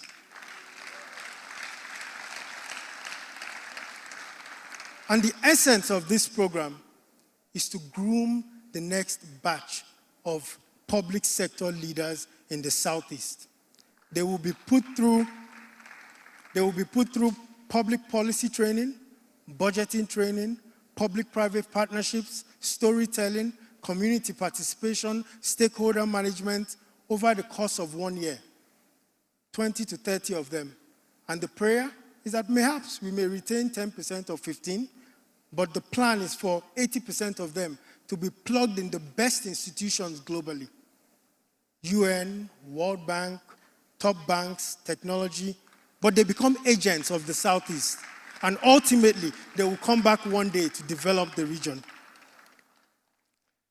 The last point I wanted to make, which I made on the first day, was that all we're doing is not to make a region prosperous for 27 million people. If that is our target, we have failed on day one. The target is to make this region prosperous so that the Yoruba man, like my brother and my elder brother, the MD of Southwest, and his colleagues, and his brothers and sisters can come and invest in the Southeast. So that our brothers from the North, our brothers and sisters from the South-South, investors from across the world come into the Southeast, feel at home, and deploy their capital. Because that's the only way we can create the amount of jobs and get this region working as fast as we can. So we are building a Southeast, not for Southeasterners, but for the world economy to come and invest in the Southeast. So on that note, I say thank you immensely for all your efforts, for your sacrifices, to the young man who walked up to me who said, I think it's Fit Life Pharmaceutical. He mentioned to me yesterday he closed his 7 stores in Onitsha Main Market and his first factory in Asaba, and he's been here for 4 days. He thought he would come for 1 day, but he was so enamored, so blown away by the quality of discussion, and he decided to stay. And he did say something to me. He said, Mark, MD, please, when implementation starts, these are the 3 industries that are missing. So please, whatever first industrial park you create, call us. I can show you people who are in Onitsha, who are in Aba, my friends, who are wearing bathroom slippers. But once you create an opportunity for them to invest, they can give you 500 million naira on the spot. We know our people. So the quicker we can move from the English to the project preparation to the investment opportunity is when we then get the prosperity, the shared prosperity that we all desire. Thank you very much, and God bless.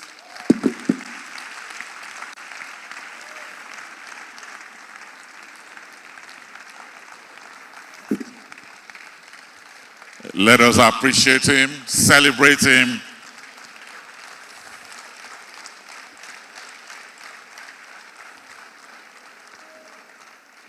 When you see this young man, you know Southeast is in very good hands. Can we give him another round of applause, please?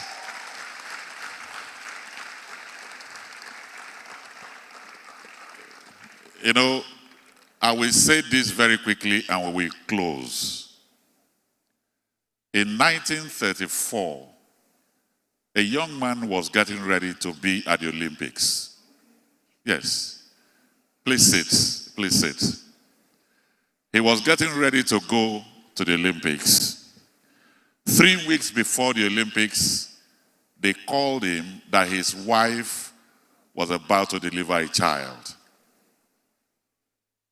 So he had to choose, do I go to the Olympics or do I go and wait for my son? He chose to go to the hospital and wait, and he missed the Olympics. 28 years later, at the Helsinki Olympics in 1958, he got a letter. The son wrote him and he said, Dear Dad, 28 years ago, you forgo the Olympics to wait for me. The gold medal you missed, I am bringing home. So what am I saying? Waiting for the child is what we are doing here today. Generations yet unborn will write you a letter to say thank you. So on behalf of those generations, some of them that walked in here today, I want to thank all of you. My name still remains a very young. Ebele is here. And I keep on telling her that my own that has an R is a more romantic version. Did you just say that again? But we all know. Where are the Ebeles in the house? Clarkhead. Okay, I see you. Okay, thank you very much. You've said it all. But I do know that, as we know, the conversation continues beyond here. So remember the hashtags SEV2050, hashtag Rebuilding Legacy, hashtag Renewed Hope. And if you have contributions, keep bringing them in.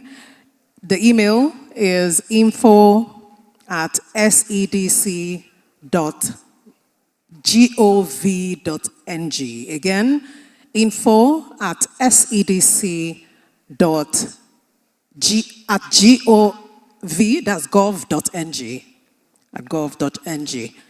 On that note, I believe we've done it. But if you haven't gotten something to eat, I'm told you should please remain on your seats. You'll get served. Please shall we all rise now for the national anthem. I'm not sure the media guys are ready for us, but let me appreciate the technical people. Shola, step out, step out, step out.